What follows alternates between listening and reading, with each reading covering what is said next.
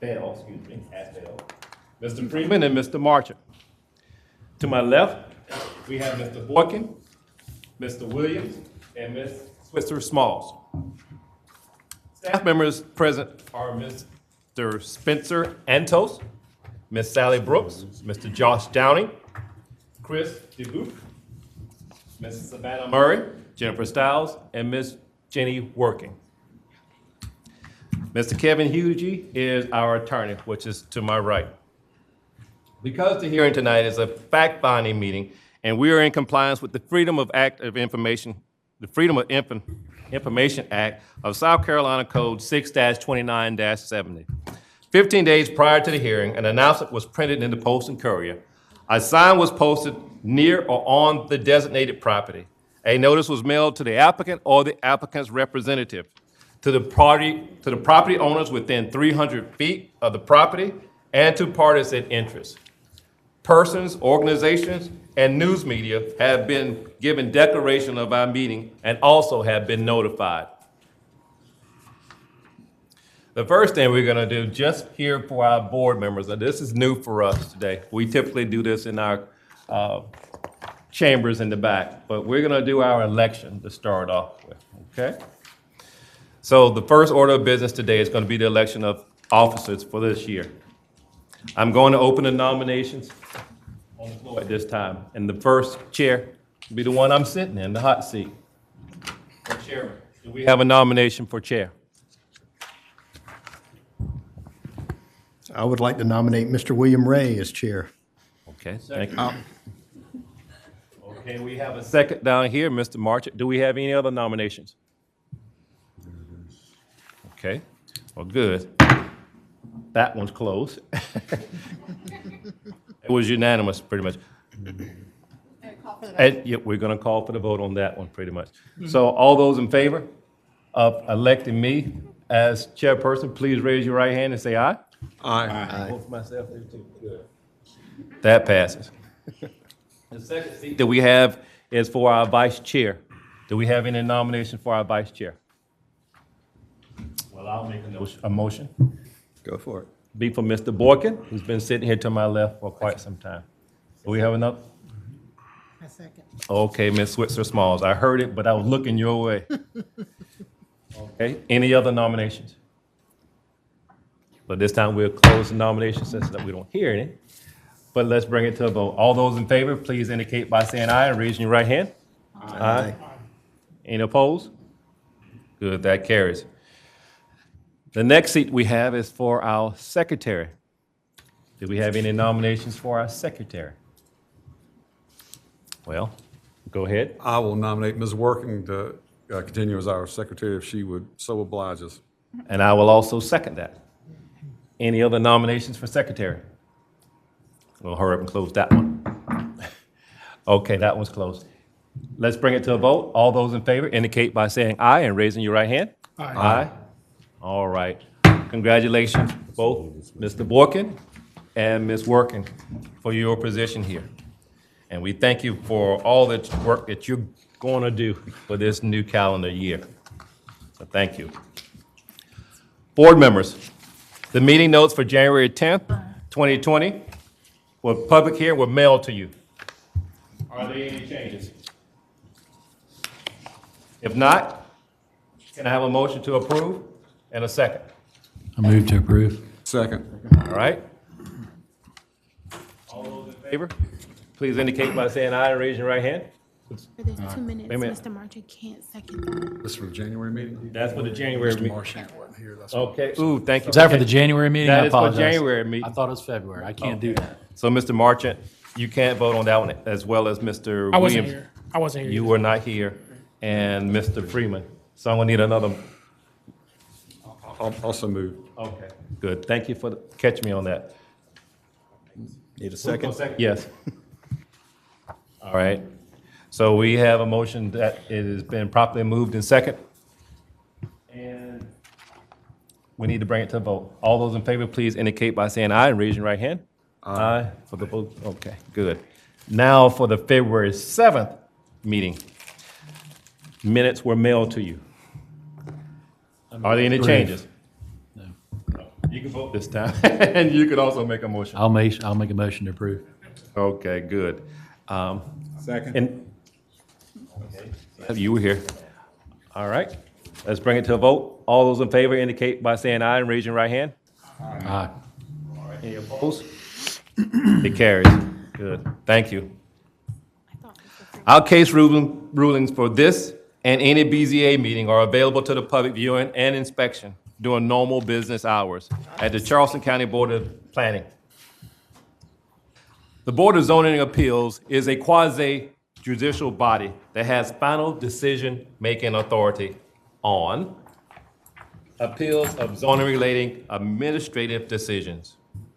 The BZA is authorized to hear and decide appeals only on zoning-related matters where it is alleged that there is an error in the order, requirements, decisions, or determinations made by the administrative official in the administration or the enforcement of any zoning-related regulations.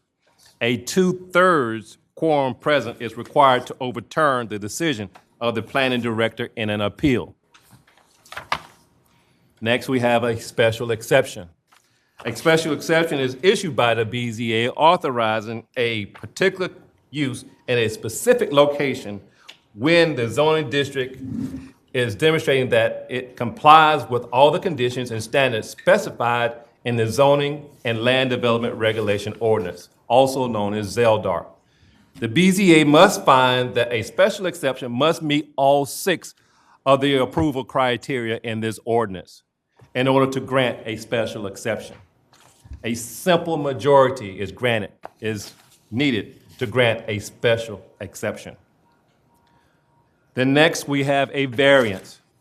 A variance is a relaxation of the BZA's regulation of the ordinance, where it is such an action that is not contrary to the public interest and where the conditions that on the particular to the property and are the results of the action or the situation of the applicant. A literal enforcement of the code will result in the unnecessary and undue hardship. And such variance is consistent with Section 6-29-18 of the Code of South Carolina under Title 6 and Chapter 29. The BZA must find that the variance request meets all 7 of the approval criteria of this ordinance in order to grant the variance. With this one, you have to have a 2/3 vote of the quorum present to pass the variance. Our purpose tonight is for interested parties to be heard in order to assist the board in granting the evidence and to gathering evidence pertinent to each case. If a member of the BZA finds a need for further information to clarify the case, the board has the authority to subpoena witnesses. It must be understood that the rules of your neighborhood or your subdivision are binding and that we cannot take any action that would neglect their jurisdiction over your property. In addition to your testimony, our board has been presented written information submitted by staff, by the applicant or the applicant's agent in each case. This information is now considered to be evidence and is entered into the permanent record for this body. It is assumed that it is complete, true, and accurate. In addition, we have been presented data assembled by the staff for the purpose of clarifying the location, the application's effect on surrounding property. Our board is empowered to approve with conditions, or deny a special exception or a variance request. We are also authorized to defer a case should there be a need to obtain additional information. The BZA's final decision will be mailed within 10 working days of the hearing. It will be certified mailed to the applicant and U.S. mail to neighbors and a community of interest.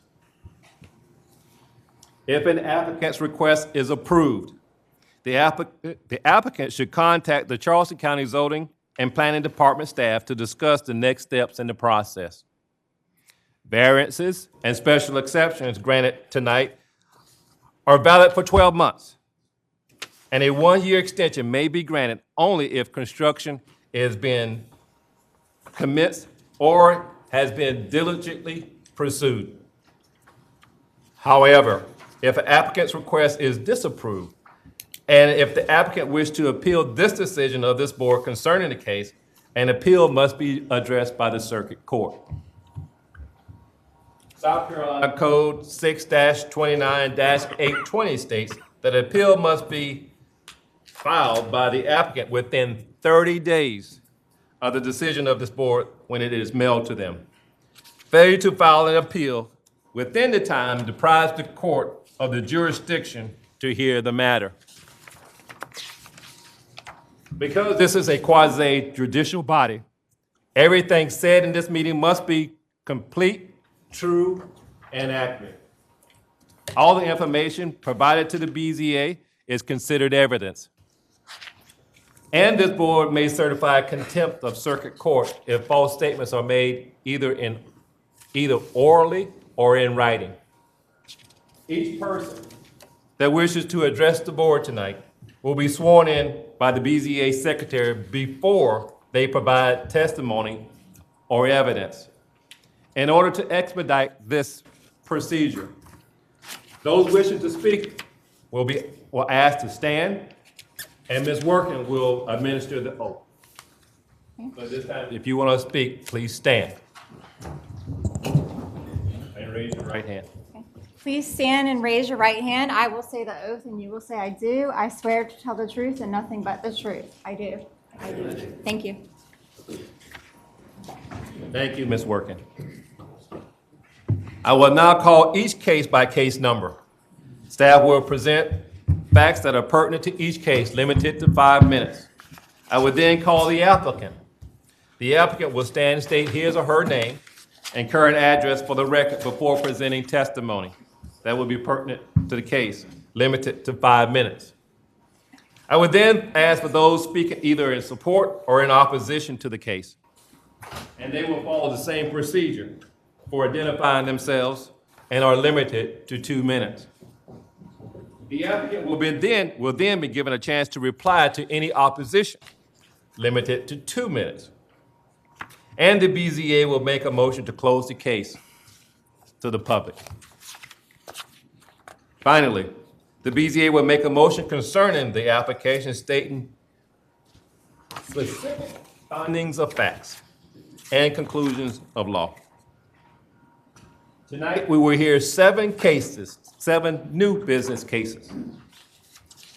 Ms. Working, when you get settled. First case tonight is case BZA-01-22.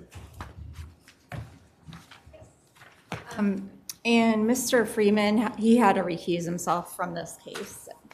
Okay. So let me repeat. That's case BZA-01-22-00547. Okay.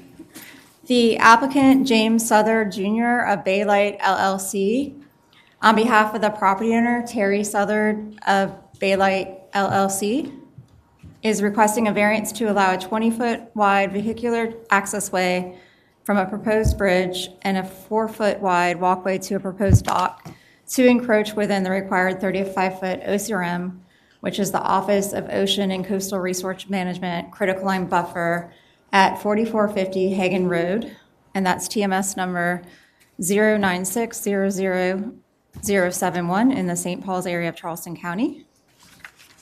The subject property and adjacent properties to the north are located in the Agricultural Residential AGR zoning district. The surrounding properties to the northeast, east, south, and west are located in the town of Magnet. The subject property contains 2 areas of highland. The 2021 survey indicates Island A contains 9.83 acres of highland and Island B contains 0.12 acres of highland.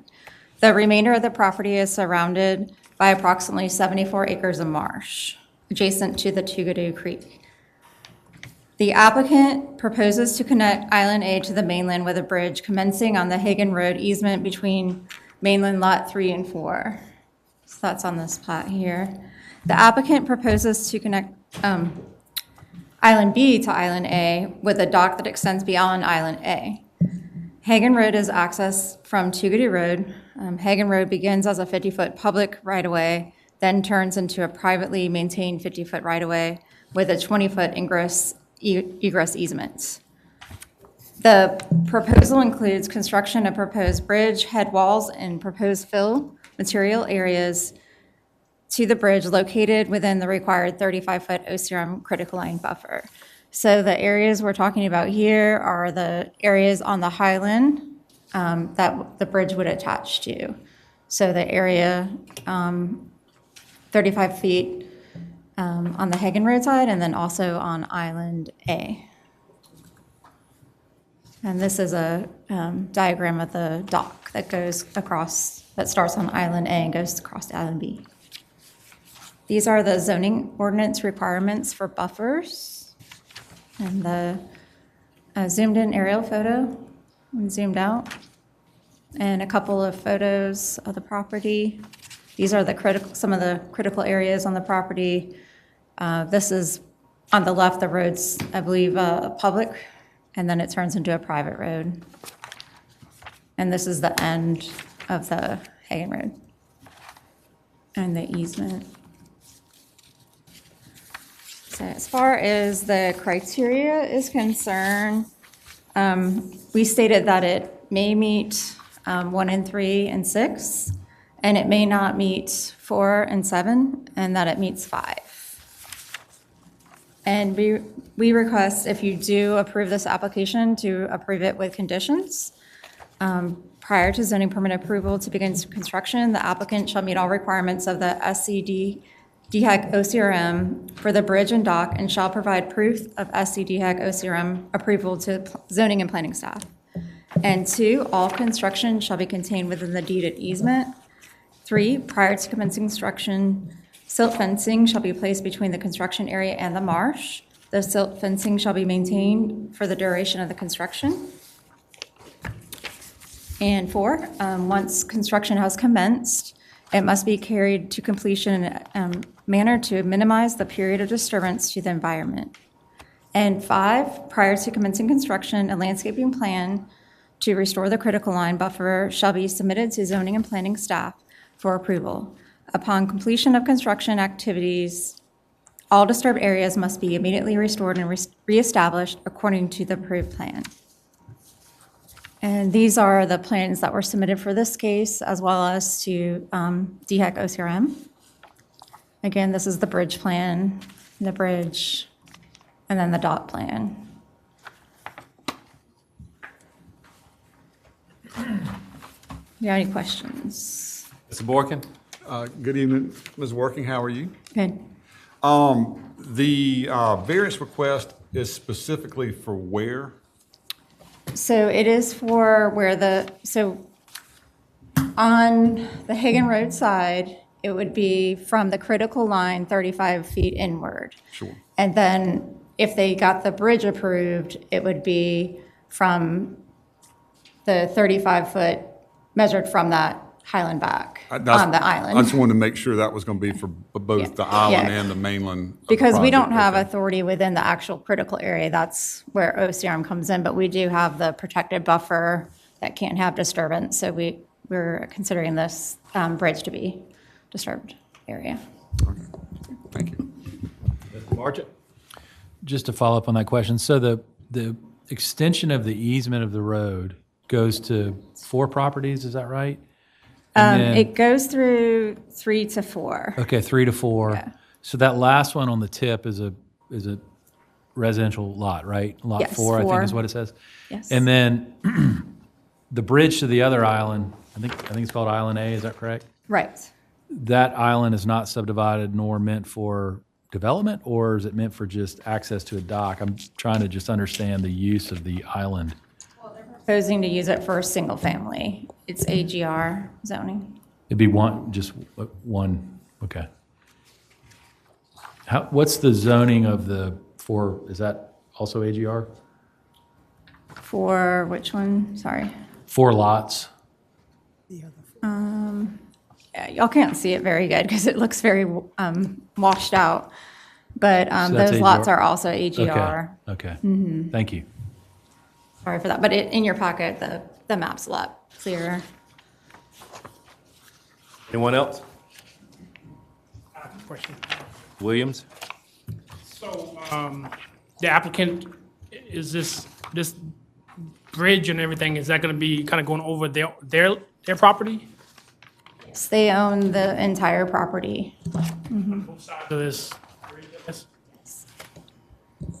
And then what about, like, neighboring properties? Are there houses nearby there, or what? Yes, along Hagan Road. How far is that from their proposed bridge?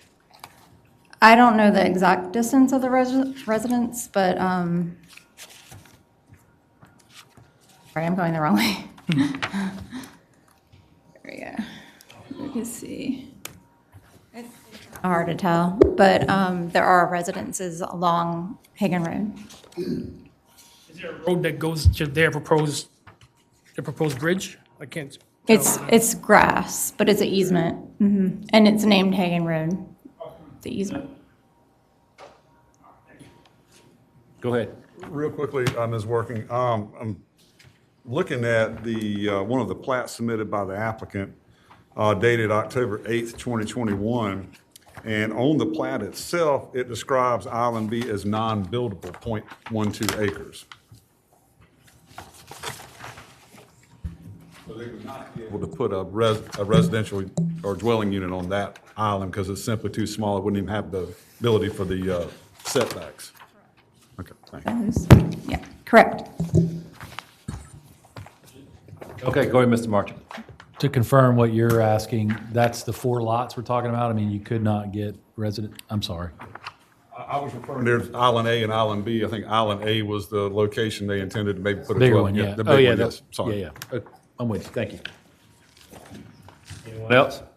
I have one more question from Ms. Working. Do you know what is that bridge going over? Is that like marsh? Is that water or what? It's marsh. So it's just marshland? Okay. I guess it just depends on the tide, how much, 20-foot bridge they're proposing? 20-foot wide. 20-foot wide and how long? Let me get, I have that, but let me, 180 something. Okay. 300. 385 feet long. We had Ms. Murray, and who else went out with you? Did you go out on that one?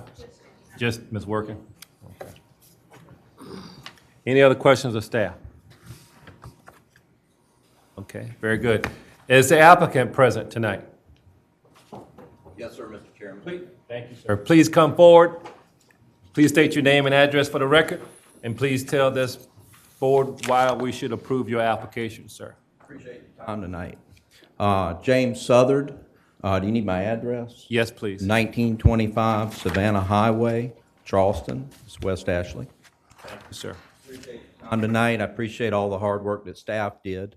I got the email, and there was 87 pages there, and I was blown away. I was like, wow, there's a lot of work going on. Y'all need to double your fee because the staff, they're really busy. So a couple things about this property. First of all, there's been some hearsay out there that it lies within the Ace Basin, okay? And you may have seen some of that. It is not in the Ace Basin, and I have a map that Ms. Working, I believe, is going to pull up. Do you have the other one that I circled where the property was? Yeah. See where she's pointing on the map up there? Okay. So there's a section 162, the red line there. That's the boundary. There's 162 there, and then there's Barrowville is right around the area where the Tougadoo is crossed by Highway 174.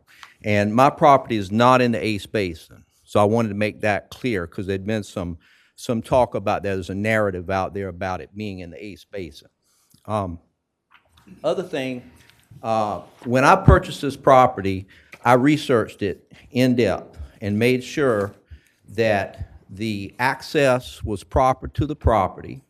I made sure that I met the bridge regulations, the guidelines for the small bridge. It's actually 15 feet wide. That's how wide they give you. The access that I have is 20 foot, going down there. That was dedicated in 1977 by Early Gethers. If you pull up the plat, Ms. Working, of the 4 lots that were mentioned. Okay, back, right there. You can see there's a 50-foot road there with a cul-de-sac. And there's a 20-foot access easement that predated that, was 1977. That easement in the deed specified vehicular access. Now, we have fee simple title to the marsh and to the islands. So I'm not trying to cross any state marsh or anything like that. There's 74 acres of deeded marsh. So it's private.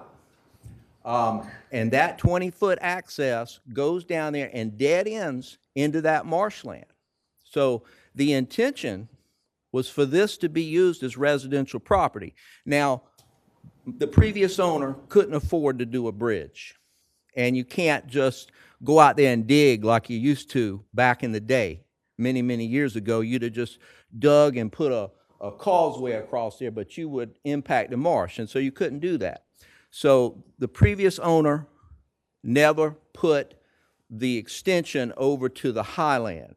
So what I've done is I've asked OCRM for a bridge permit to do that. But part of the situation here is that I've got about a 10-acre island there that I really can't get to and use because the buffer goes all the way around it. So regardless if I get the bridge or not, I still need this 20-foot access to be able to get a bush hog over there to clean the property up and use the property. If I don't get this access through this area, it's tantamount to me having a piece of landlocked property that I can't use. The intent was always to have that easement there and to be able to use it. And the deed that is part of the file specifically says vehicular access. It says foot and other things too, but that was the intent. And so, I'd be happy to answer any questions that you might have about this project. Very good, very good. First, can we put the timer back up here? I have it. Is it not? Okay, is it working on the screens anymore? It doesn't work when you move around, so that's why. Okay. Wait, let me see if, Mr. Borkin, you have a question? I do. A few, actually. Good evening, Good Mr. evening, Southern. sir. Should I say Dr. Southern? Yeah. You don't need to thank- call me doctor. Thank I'm you a for dog coming out doctor. tonight. I guess I've put a lot of time in this case in preparing for tonight because it's got a lot of issues. There's a lot of moving parts to it. Yes. And I want to start off with the map or boundary question that you brought up. I think there's some confusion. There are 2 maps that are out there. One is for the Ace Basin focus area, and one's for the Ace Basin task force area. I concur with you that your property doesn't appear to be in the task force area map in looking at that one, but I do believe it may be in the focus area map. They're 2 different maps for 2 different purposes, but I think there may be some confusion when people what is and isn't the Ace Basin. But for tonight's purposes, I would agree with you that it is not in the task force area. All right. Secondly, in doing my research, South Carolina does not guarantee you access to your property by vehicle. That's not a property right that you have or I have or anyone else has. But you do have a right to access it. The easement that was conveyed from Mr. Bailey to Mr. Wright, you're correct. It says by foot or vehicle or otherwise, but that only applies to that easement. It has no application to the marsh and your island or islands. It just says you can use that easement, which is, the 1,000 and something feet and the other 200 and something feet that was the original 20-foot wide easement. But that doesn't have any bearing on the marsh and access to your island. That permit's pending. The bridge permit is pending. So, yes, sir, I don't have that. Sure. And so, getting back to my point, you can certainly access your island by foot, because y'all did that when you took the staff out there to walk out to it, and our staff members actually traversed it by foot, and you did as well, I presume. Yes. You also have the ability to access it by high water, by boat or whatever, and my contention is you certainly it appears that you have every right to build a dwelling unit on that piece of property, or multiple dwelling units, depending on what the lot will hold with setbacks and so forth. And you certainly can apply and get a dock through OCRM and access that property by boat, much like Goat Island, Deweese, Botany Island, and all the other many islands that don't have a bridge to them. So I would disagree with you that there's an issue that you have a right to drive a car to your property. I meant using the existing easement. Sure. Going to the marsh, which is part of the property. Totally agree you can I drive your don't have car a to- right to drive over to the highland part of the island because I haven't gotten a permit. But what I'm getting to is I don't think not getting the bridge would be an unreasonable restriction on your property, as was in your application that you submitted, that you still have access otherwise. And the law doesn't afford you as a right to have vehicle I access. realize that I may not get the bridge. What I'm asking Yes, for sir. tonight is what you have control over, which is the 35-foot buffer that's on the highland. We're not talking about the OCRM. I need to be able to get onto my highland because the buffer encompasses it. Well, let me ask you this. If I looked at the photos correctly, is it not already cleared? It was underbrushed, and I received a permit from staff to do that. Right, But I was told that I need to have a special spot to get onto the island, and I wasn't aware that I needed that, and so that's why I'm here tonight. All right, so there's a marked distinction. So you had an easement, it's cleared, you cleared brush, you got a permit for that.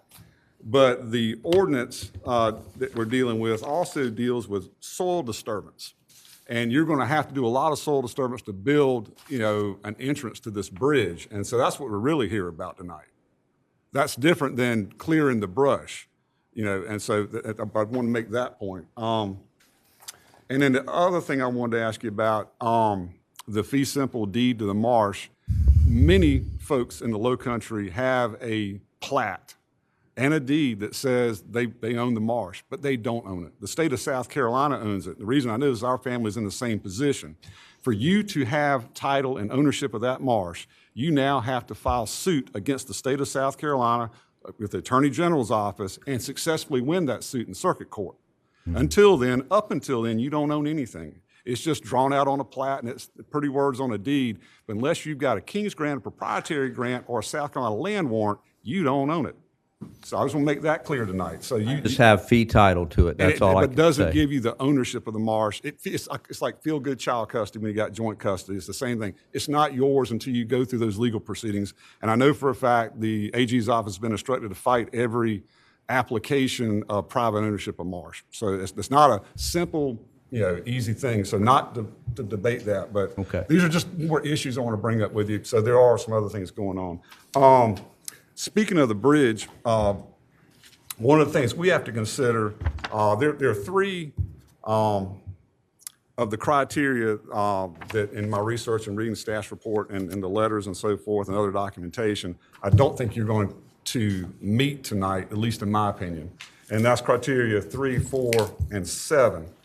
The first one is because of the conditions, you'd be effectively prohibit or unleash restrict utilization of property. As I've said before, you have other means of access to it. And you certainly can still build a house upon it, and you can certainly get a dock. So, I'm asking for a corridor for a dock too. sure, There's and that would be through there's OCRM, 4-foot right, sure. access But- there. But I don't know that you meet that criteria. And the next one is number 4, the authorization of variance would not be of substantial detriment to adjacent property, to the public good, and the character of zoning of district would not be harmed in granting the variance. In looking at your project, and I've looked all over your engineered drawings and stuff, we're talking about a 15-foot wide elevated bridge, I presume side rail so you don't drive off of it. And it's going to take up about 6,000 square feet of marsh to go to one island for potentially, I guess, one residence or maybe get a couple of dwelling units out there. The view shed of all your adjacent property owners is going to be impacted substantially by something of that size and breadth being constructed over the marsh to get there. I don't see how it couldn't be, especially with the rails and everything that are going to be involved. It's going to be, several feet above high water and king tides and all the rest of it. The other issue is that bridge is going to be built, I presume, with county standards that you're going to be able to drive a fire truck, an EMS thing, a septic tank, Understand. truck. Yes, sir. And so again, this is not a 4-foot wide, pier go to a pier head, this is substantial, pilings and all the rest of it. And it's going to require significant soil disturbance on two critical line areas, the one on the island and the one on the mainland. The issue of the view shed, potential habitat loss of all that marsh. The other thing is, with high water, how many folks are out there, fishing and crabbing and cast netting for shrimp and so forth, and those flats that may be obstructed by the bridge. Additionally, I agree with you. I don't think it's in the Ace Basin Task Force area, but it certainly is a rock's throw, as it were, very nearby. I'm moved by the letters of DNR, the U.S. Fish and Wildlife Service, and some of the other organizations of their concerns about potential wildlife habitat loss, recreational loss for the folks that live down there, the view shed, and obviously that it was mentioned that it may be black rail habitat. I realize we can play a game that there's a bird or a frog or something out there everywhere, but when you have government entities that weigh in, I take notice of that. I don't take it lightly. And then, so those are some of the reasons I don't think it's going to meet criteria 4. Finally, criteria 7, granting of the variance does not substantially conflict with the comprehensive plan. In this case, and staff has put this in here, the ordinance says that that protect and enhance the environmental quality of natural resources and continue to require restricted development standards along the OCRM critical line to protect water quality, wildlife habitat, and scenic vistas. Again, it is a large project. This is not like putting a pipe in and crossing over a narrow area. This is and it's almost 400 feet. That's a football and a third long and 15 feet wide, and then, of course, the elevation. I think that's a bit much. I'll hear from you on what you have to say about that. The bridge situation is pending, and I understand your concerns. Yes, sir. What I'm asking for is an access point to get equipment and other things onto this island. 4 foot wide is not enough room to get what I need to get on there. Like recently, I went out and underbrushed it and got a permit for that. But in essence, when I came across that marsh with mats, I use BMP's, best management practice, came across that marsh, I wouldn't be able to get my equipment on that island without having a place to go across. Regardless if I get the bridge permit, I understand your concern there. That's a whole nother situation that's going on right now in tandem. But what I'm asking for is a spot that I can use, even if I don't get this bridge permit, which I might not, to be able to, this 20-foot area will also serve as a purpose to get a tractor over there, when a septic tank needs to be dug for this dwelling. Even if I don't get the bridge, there still needs to be equipment that can get onto this property without violating the 35-foot rule. And so that's what I'm asking for. I'm not asking for y'all to approve my bridge or to weigh in on whether it's right, wrong, or indifferent. I'm asking for a spot that I can use there to get onto this property. And that's more so than just a 4 foot, this is almost 10 acres of land, more so than just a 4 foot wide bridge walkway. Dock walkway. And we recently had the hearing, the public hearing about the bridge. And the dock situation was put there at the recommendation of my engineer, and not me. I didn't really care where it went. He said, well, if you put it there, it's a half mile either side of the nearest neighbor. It's in the middle. It'll be hidden and all this stuff. I don't have any intention of going through that little island right there. That's non-buildable island. I'm planning on putting a conservation easement on that little island. I would rather use a closer spot to the creek where it's not going to be as long of a dock and such. So that's something that I realized when I heard the complaints recently, that I'm not opposed to that. So that 4 foot little section there, could be somewhere else. It doesn't have to go over there to that Island B. Let me ask you this, what would preclude you from loading equipment onto a barge at Parrishville Boat Landing or Metal Trades or any other location like that and barging it down and floating it right on up to the island itself? And You'll offloading have to it? get onto the island. But that's what I'm saying, can you not barge? But you can't get onto the island and not cross the 35-foot critical line buffer But you're not crossing any critical line buffer. to get onto the property. Miss Jenny, can you add to what I'm trying to say about the? about Yeah, I what mean, the entire island's surrounded by a critical area. If I get to the right map.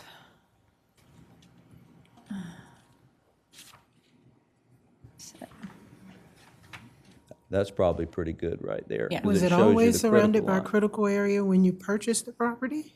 It's an island. There, a whole boundary is critical line. Was it that way when you purchased the Yes, property ma'am. is It what was, I'm it was asking? like that, and there was an easement that went down to the marsh for me to go over to the island across the marsh.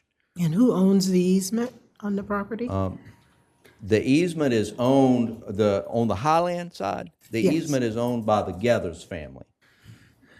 And I believe it was their mother or their grandmother is the one that dedicated this easement on this property to Mr. and Mrs. Wright. That's who I bought the property from.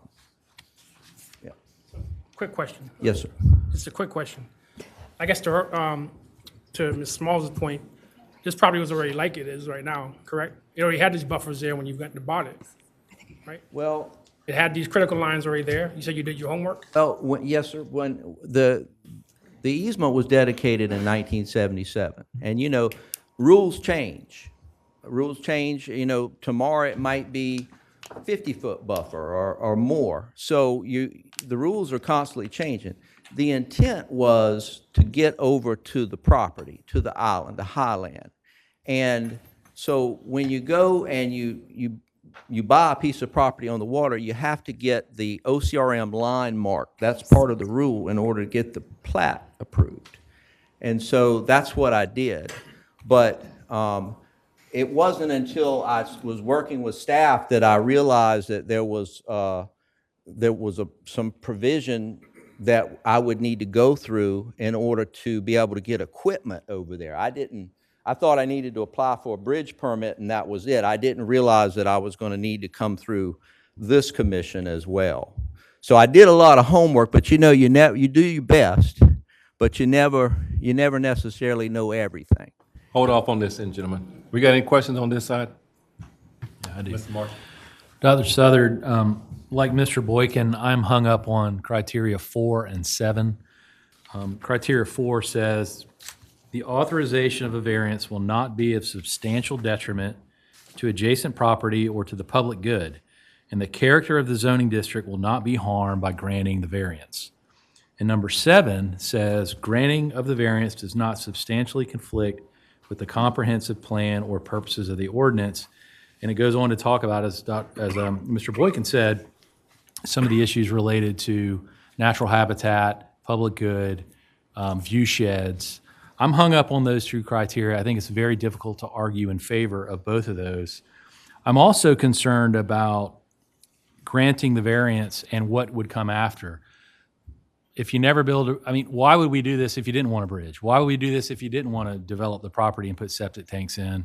And so our responsibility as catalyst for future things that may be a detriment to the natural resources, may be a detriment to the neighbors or the adjacent property, I have concern over that. And so I'm asking you to help me understand how those 2 criteria can be met and that I can sleep at night thinking that I would agree with you. And secondly, the future potential development and how that might not continue to detriment the property, the natural resources, and others. I mean, we're all familiar with what's happening at James Island Creek and Ellis Creek and the septic tanks. It's ruined that creek. How does putting 2 septic tanks or 4 or 6? So anyway, I can't approve this because of 4 and 7 unless you can convince me otherwise. And so I'll just leave it to you to tell me. What I was trying to make clear is that whether I get the bridge or not, I still need a crossing point on the island itself to move equipment on and such when I need to do things on the island. I mean, unless I'm misunderstanding what I'm trying to get, that's what I'm asking for. I'm not asking for y'all to approve the bridge or anything like that. I had to put that to show the extension of the road. But what I'm asking for is, let's say I don't get the bridge. I still need to be able to move equipment onto my property and utilize it with things other than just what I can carry over there on foot. Yeah. And I guess where I'm going with this is decisions have consequences, and your intentions for use help me understand how a decision I make will have consequences down the line. And what I'm trying to understand is, what is your intention for the use of the property down the line? It's a residential, one residential. Exactly, site. which would require a bridge and Well, septic you don't tanks have and to all. have a bridge. I mean, you can go like the Goat Island thing is like this Agreed, gentleman was saying. but you've applied for a permit, so the intention is there. I know, but what I'm asking this body for is a spot to get onto this property that's 20 feet wide. I'm not trying to do anything else. That's all I'm asking you for, is a 20-foot wide place where I can move my equipment onto the island or clear it or whatever I need to do down the line. I've got to have a way to get on my property with equipment. Yeah, hold on. Mr. Nelson, you had a question or comment? Well, and I think several times you've tried to vocalize this, but what you're trying to tell this board and what I'm hearing is that this bridge really is not part of the request to the BZA at this time. No, sir. So, The bridge- for example, is the area along Tugadoo Creek that's closest to your mainland. If you wanted to barge equipment onto the property, you'd probably come in at that closest location. Yes. But you would need a variance at that location for a cleared area to then move the equipment onto the property. Yes, sir. That's all I'm asking for is for you to approve a spot where, let's say I don't get the bridge. It can be anywhere on the island you guys want or think is less impactful. I still just need a place to get my equipment on there. And I know the bridge thing is pending, and I know there's folks that are thinking I'm in the Ace Basin and all this stuff, which I'm not. I've got to have a backup situation. I can't be like just the rug pulled out from under me and say I can't use my property now. I mean, I'm just asking for a place.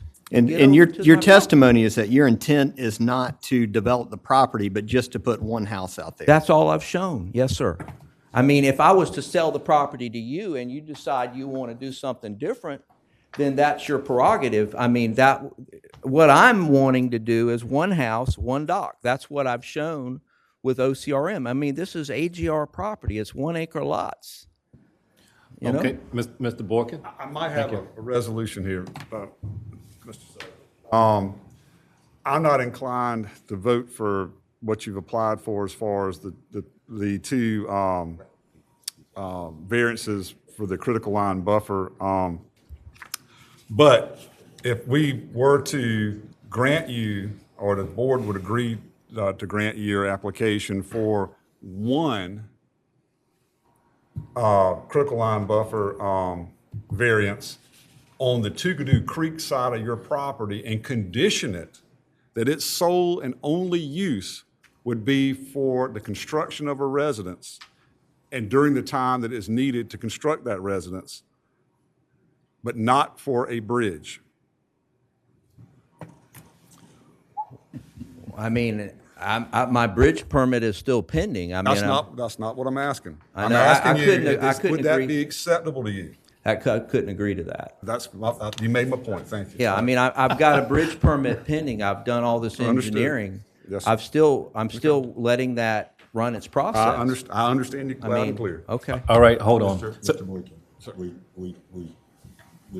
So do we have any other board members that have any questions about this application, to this applicant? I guess I just want Mr. Sutherland to address some of the opposition related to the marsh that's out there and maybe potential further degradation to Tugadoo Creek and some of the natural habitat out there. Have you done any impact studies or How can you address that for the board? The buffer is going to be left in place around the entire island. That's how it will be protected, is that the buffer that we're talking about right now is going to be in place. Many of the adjacent property owners have their yards, their manicured yard goes all the way to the edge of the creek. This is wooded. This is a whole wooded island, and there's the buffer is there to do its job. That's what it's there for. I mean, I'm not going to be putting a manicured lawn all the way down to the edge of the marsh like many of the adjacent landowners have. I'm going to leave that wooded. I have to. That's part of the process. And so that's how I would address it, is I would say that the only place that I'm going to go through is the one that you approve for me. And that's 20 foot wide. That's what I'm asking for. If I don't get the bridge, which I'm trying to get, okay, and I don't get it, then that's what I have to live with. I understand that. I understand that choice. But what I'm asking you here for tonight is allow me to get onto my property with enough of something that I can get equipment and such on there. I mean, I don't think that's asking too much. This property was for sale for 2 years, more than 2 years. And any of those neighbors that are in opposition could have purchased this property. And if they didn't like this didn't want something to happen on this property, you know? So. Thank you. Thank you. Ms. Asbell, you're the only one that didn't get an opportunity. Do you have a question or comment? Ms. Asbell, did I? Okay. Thank you for your time, even though I know we, at times. Want to make sure that you heard and give Okay. every board member an opportunity to ask you any questions that they may have. All right. Thank you, sir, for your testimony today. Yes, sir. Do we have anyone else that'd like to speak in favor of this application? Do we have anyone else that'd like to speak in favor for this application? Okay. Do we have anyone to speak in opposition on this application? Yes, sir, I saw your hand first. Tie, glasses, sir. Please come forward. State your name and address for the record, sir.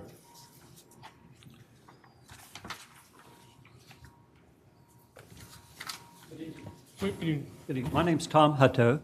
Pick it up, Mr. Huddleston. There you go. You're a little tall there. Don't start my time yet. Hey, my name's Tom Hutto, 4533 Hagan Road. Thank you for letting me speak. First, this project is within the Ace Basin Task Force boundary area, which is OCRM's criteria. The boundary for the task force boundary area is along Highway 165 through Megan. Mr. Charles Lane, president of the Ace Basin Task Force, has submitted documentation that this property is within the Ace Basin Task Force boundary area, and who would know better than him? He is the president of the Ace Basin Task Force. In addition to State Law 483970, which prohibits local governmental bodies from issuing variances contrary to the Coastal Tidelands and Wetlands Act, this variance should be denied since this project fails to meet the 7 required criteria.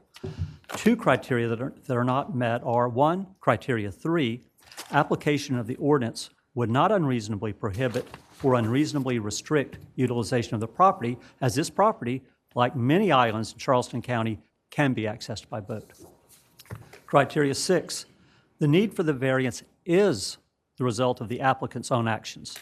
Like any experienced buyer, the owner should have performed adequate due diligence to ascertain the property's limitations, meaning that it is only boat accessible for his planned use.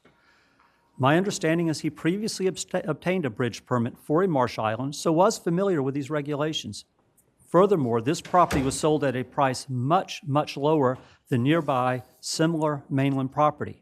The former owners knew of DHEC's restrictive regulations and the property's limitations and appear to price the parcel accordingly.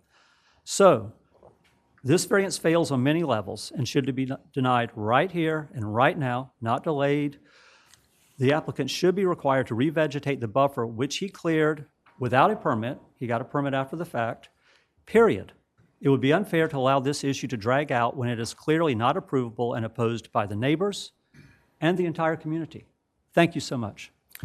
One moment. Does anyone have a question of this gentleman? Mr. Nelson? Mr. Hutto, it's good to see you again. Mr. Nelson?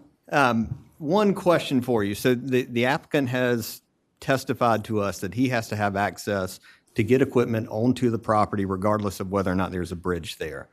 Is there a means or a mechanism by which the neighboring property owners, adjacent property owners, would allow for some type of access or encroachment upon that buffer so that he can get equipment to the island? I don't know what the neighbors would allow. I do know that what we've seen tonight is not reflected by where you would bring a barge in. I think Mr. Boykin made that point. So what's before you all tonight is not a realistic request. One side, I want a bridge. Other side, well, maybe I'll bring a barge in, but I just need access somewhere. Well, somewhere needs to be on a drawing.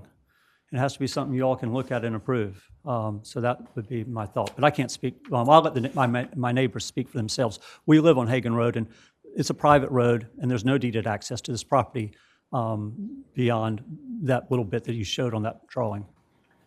Thank you very much. Thank Any you. other questions? Thank you. Just a quick one. Good evening, Mr. Hutto. I think the point we just brought up, and Mr. Eugene spoke with me, this board does not have the authority to change the application to put the disturbance of the critical line buffer in another place. That would have to be a future application, specifically with the site plan and everything, just like you said. What I wanted to follow up with you, you live nearby? I'm 3 or 4 houses down. Okay. On Hagan Road. Do you utilize the marsh, the creeks, and the Tugadoo? Many of us have kayaks, canoes, motorboats. So yeah, the marsh is great for kayaking. You can go around most of the island pretty much at high tides. So certainly it's very, in kayaks, it's pleasant to go in the quieter water at high tide. So yes, we all do use it, or many of us use it, I should say. Are there any other like structures, or any other bridges in that area that you're aware of to a private island?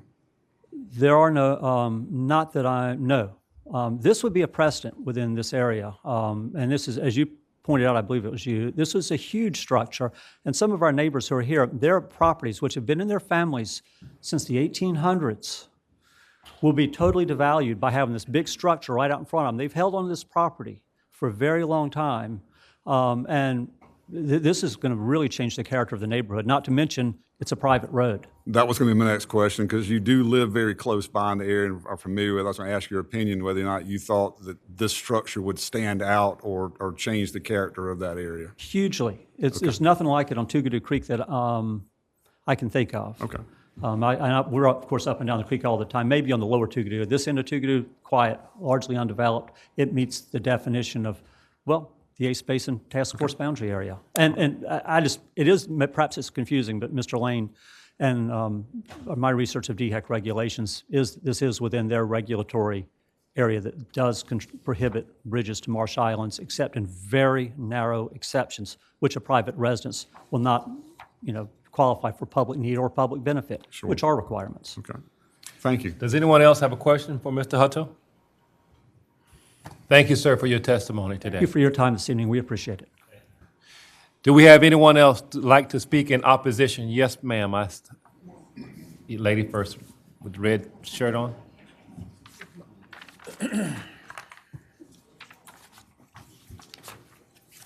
Thank you. Please come forward. State your name and address for the record, please, ma'am. Yes, excuse me. My name is Deborah Gathers. My address is 5501 Elliott Glen Court, North Charleston.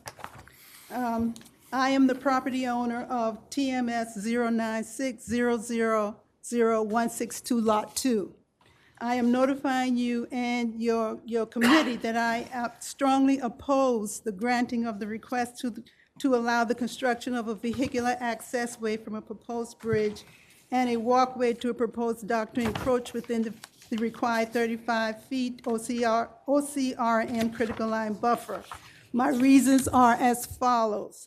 The construction of a bridge and a dock will be a detrimental encroachment to the wildlife that inhabits the area and will severely impact their food source and habitat.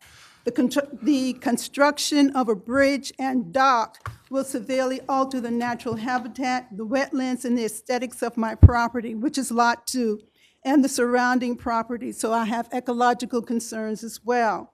The construction of a bridge and dock will increase travel in the area, thus resulting in a disruption and loss of the serenity of the Hagan Road community.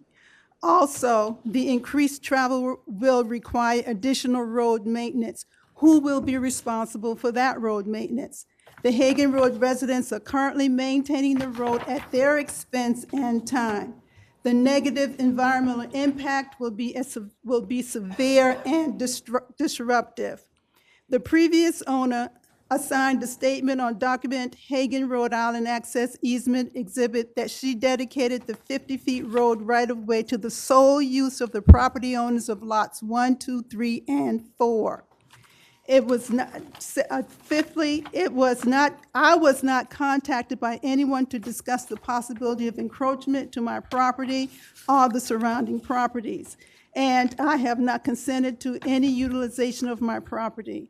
Therefore, I am saying that I definitely disagree with the variance, and I request a study to be conducted to determine the impact of this project to the surrounding areas. My sister, who also owns property out there, was unable to attend. She has a sick husband that she's taking care of, and she wanted me to read her letter. Is that admissible? Ms. Gathers, unfortunately, you're out of time unless we have a board member that would like to give you more time. Well, first, before we do that, let me see if a board member would like to ask a question. Mr. Nelson, I see your hand reaching for the thing. Ms. Gathers, I'd love to hear your sister's letter. Oh, thank you. Thank you, Mr. Nelson. Go right ahead. So she writes, "My name is Onetha Washington, and I reside in St. Stephen, South Carolina. I am writing to state my opposition to the granting of the variance request. I am the owner of parcel 09600000161, depicted in the plans of the proposed bridge. It appears that my property will be very negatively impacted by the construction of the bridge by using the edge of my property as fill and buffer in the initial stage of construction. I am also concerned about heavy vehicles, equipment, and materials going back and forth over my property. The builder claims to have easement access, but I don't know if that is correct according to the documents I have from my deceased heirs.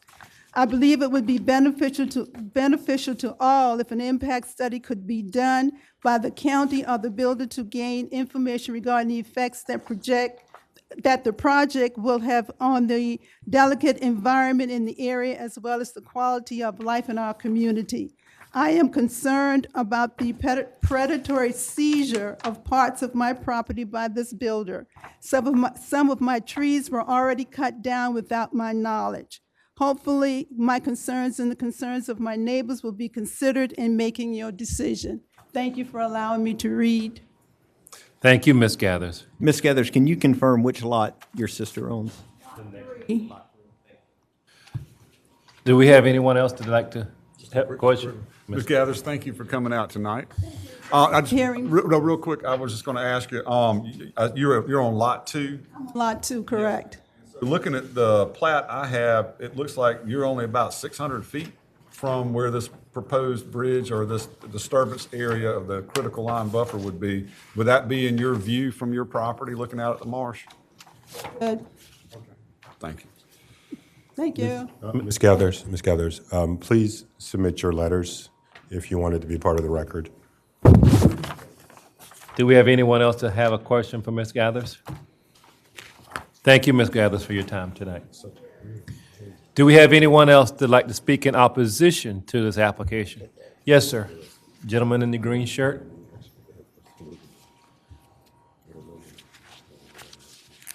Please state your name and address for the record, please, sir. Yes, good afternoon, Board. My name is Ricky Green. I reside at 7579 Oakville Road. My family owns the property. Got two TMS. My uncle and my father own TMS 09600000065. My uncle owns 09600000072. And each property comes to the center of the existing way right now. It's not a 50-foot right-of-way. I've heard that there's a 50-foot right-of-way all the way through. One part is maintained and the other part is not, but that two particular properties, there's no right away, as far as my knowing. I've been there all of my life. My family farms, and right now, we don't want to extend the right of way beyond what we have now, which is they call it a community road. Some of the older people call it a wagon road. Because of being there, they cannot close the road. It's an access to get back there, but I measured it range anywhere from 10 to 13 feet travel way right now. I don't know where they come in saying there's a maintained 50-foot right-of-way in there. Those two particular properties butts in the center of that road. And the property on that particular area is owned half of the road to my father, half of the road to my uncles. Their family, both have deceased now. And like I said, we've been farming all of our life. We are currently farming the property now. And we don't want to disturb the area than what we have now in the decrease, because right now it's very hard to find land to farm. And I want to continue, I'd like to continue that within my family and also for the generation behind us. Thank you. Moment, Mr. Green. You said your TMS number, what was the last 3 digits? Last 3095. No, I'm sorry, 065 is my mother's. 072 is my uncle's. Okay. Mr. Williams, you have a question for Mr. Green? Is there a way that the staff could open up this, the map with the different properties, so he could show us which property he's? I don't see those numbers on the map. I don't either. I mean, they're probably, I mean, they're there, but they're just, the numbers aren't there. So. Oh, sorry, okay. Does anyone else have a question for Mr. Green? Thank you so very much tonight for your testimony, sir. Do we have anyone else that'd like to speak in opposition? Yes, ma'am. Some slides.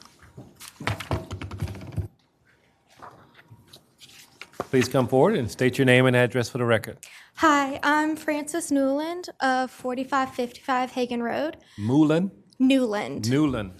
I'm here on behalf of my parents, Thomas and Lisa Newland, who are unable to attend tonight. Sorry. We have lived at the 4555 Hagen Road address since 2010.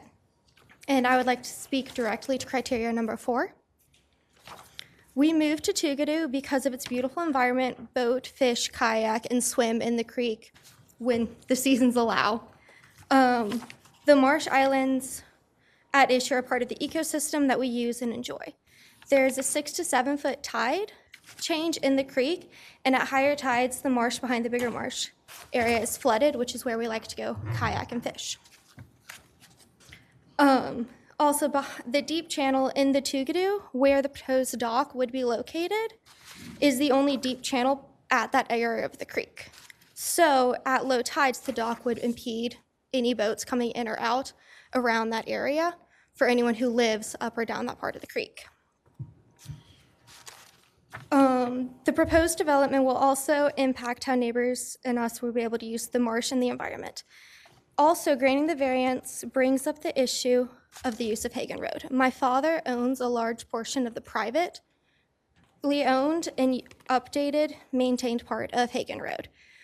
We have concerns that granting a variance will encourage trespass, misuse, and abuse and damage of the road and surrounding trees, because it is a very small dirt road, hard to get stuff up and down.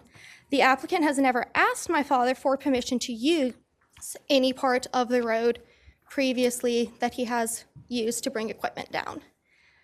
So my parents, my family, and I, we oppose this variance. Thank you. Okay. Do we have anyone that has a question for this young? Quick question. Mr. Williams? Yes, how you doing today?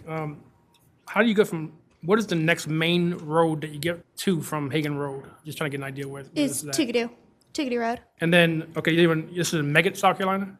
Yes, sir. And then, like, is that by like Highway 17 or what? Yes. Okay. So you will eventually get to Highway 17 from this road? Yes. Okay. I'm just trying to get an idea where this is located at, because I'm sure you're more familiar than I am, but appreciate it. Does anyone else have a question? Just a real quick. Yes, sir. Mr. Chair. Ms. Newland, thank you for coming out and speaking tonight. Again, I'll follow up with, as I have asked others. You live there. Do you frequent the marsh and estuary in the area where this project is being sought? We go out in the flats boat or the kayaks whenever it's the right season. I was actually out on the dock all this weekend. It was nice and peaceful with our animals, but we don't do a lot more other than that impedes the marshland, other than just at high tide going into it. Okay. Is it fair to say that it's a substantial amount of wildlife and fish and marine mammals I've and all the rest of that had going on? friends come over and wake up and they're like, there's so many birds, there's so much noises. Okay. We watch the dolphins. Looking across the marsh out there where this island is, the larger island, and where the bridge is proposed and the areas of disturbance are sought, is that for lack of expression, is that a scenic vista to you? Yes, it is. It's right from where we look out across in the docks. And do you think a bridge that's nearly 400 feet long and 15 feet wide with side rails, would that obscure or disturb that scenic vista? Definitely change the scenic. Okay, thank you. No further questions. Anyone else? Thank you so very much for your time today and your testimony. Do we have anyone else that would like to? Yes, ma'am.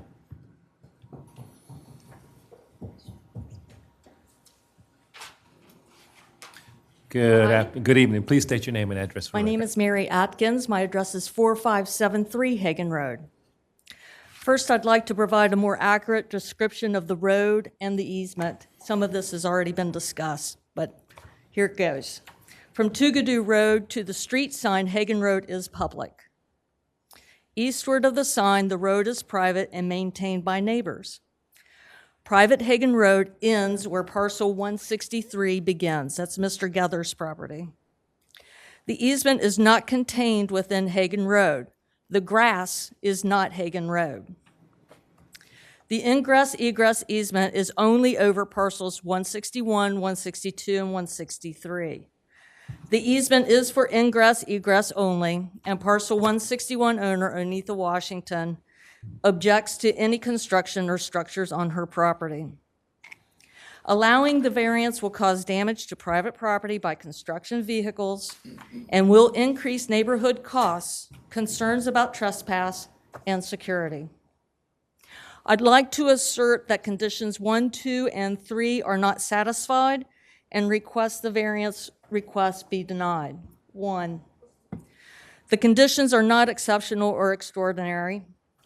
All marsh islands within the Ace Basin Task Force boundary area, which this island lies within, are to be treated the same when it comes to building bridges and disturbing buffer zones. 2, other marsh islands within the Ace Basin boundary area are treated the same, and the 35-foot buffer aligns with the purpose of the regulations regarding bridges to marsh islands within the boundary area. Upholding the 35-foot buffer does not unreasonably restrict the utilization of the marsh island. The buffer is consistent with the intended utilization. The island's utilization is informed by its location within the Ace Basin Task Force boundary area, its importance to our ecosystem, and project standards set forth in Regulation 30-12N. The $225,000 paid for more than 70 acres is consistent with knowing that the marsh island's intended utilization would need to be consistent with ecosystem preservation and a 35-foot buffer. Marsh islands are protected because they are a fragile and critical part of the coastal ecosystem. Thank you for your time. Thank you so very much for your testimony. Do we have anyone that has a question or comment? Thank you so very much for your testimony tonight. Do we have anyone else? Yes, ma'am.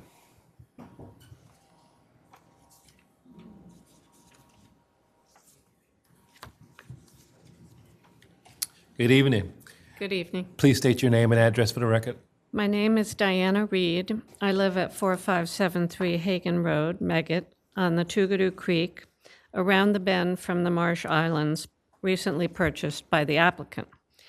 The islands sit in the Ace Basin Task Force boundary area. The 35-foot buffer protects marsh islands.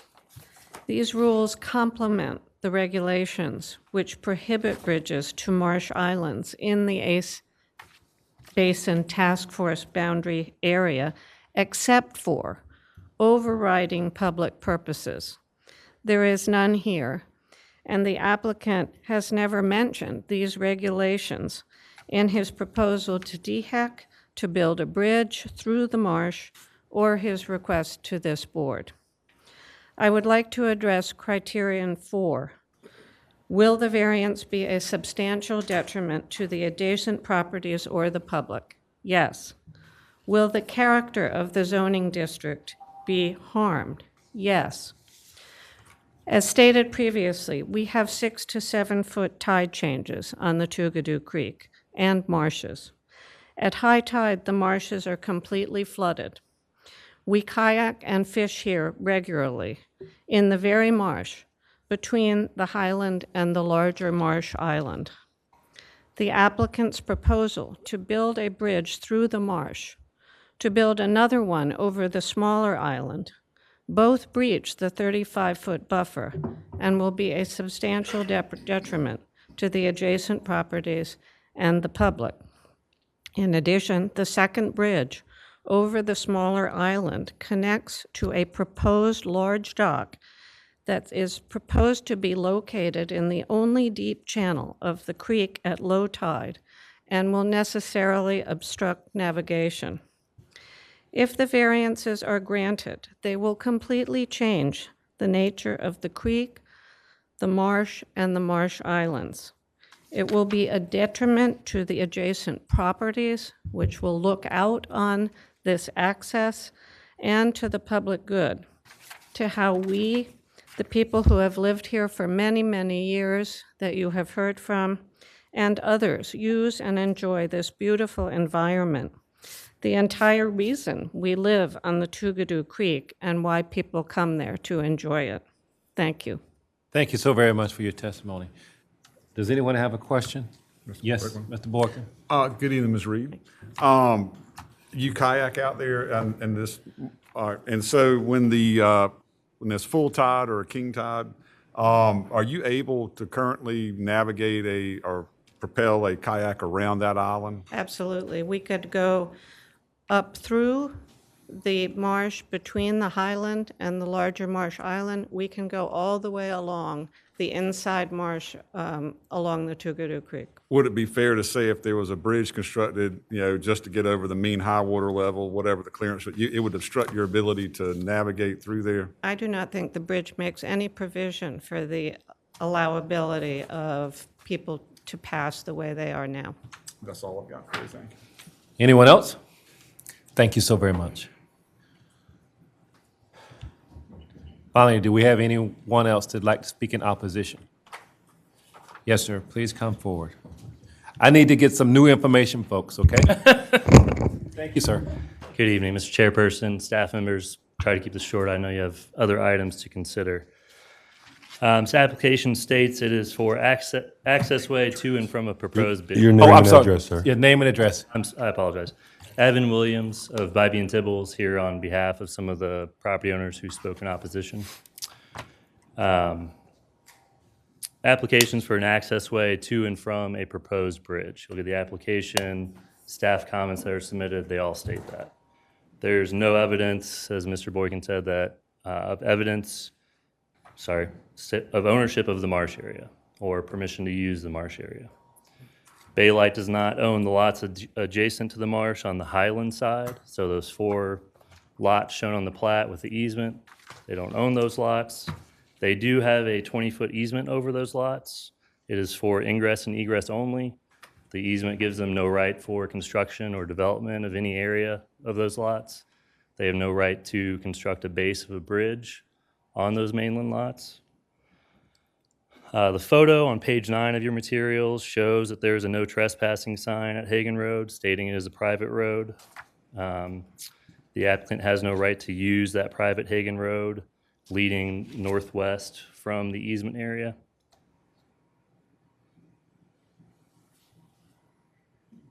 It's on the, I think, 1991 and 2008 plats show the easement area then the private Hagen Road heads northwest. The easement, like I said, the easement use does not allow for development or construction. In the materials, there was a letter from the mayor of the town of Megget dated December 29th to OCRM listing concerns with the bridge and potential development, structural design of the bridge, and concerns with access to and performance of public services. In closing, there's really no point in considering this application. There's no right to use the private Hagen Road. There's no ownership of the marshland, and there's no right to construct the base of the bridge on the mainland side lots. Thank you. Thank you, sir. Do we have any questions for Mr. Marchant? Mr. Tibbins, I'm sorry, I didn't hear. Sorry, Evan Williams. Williams, thank you. Are you an attorney? Yes, sir, with Bybee and Tibbles. Perfect. So maybe you can help me clarify the conflicting testimony between is or is not this property in the Ace Basin Task Force boundary area, because I feel like we're in conflict in some way depending on the ruling on that. So can you help me with that and maybe my fellow board members? I cannot give an opinion on that. I don't go into environmental restrictions. That's an opinion that has to come from DHEC or OCRM, as I understand it.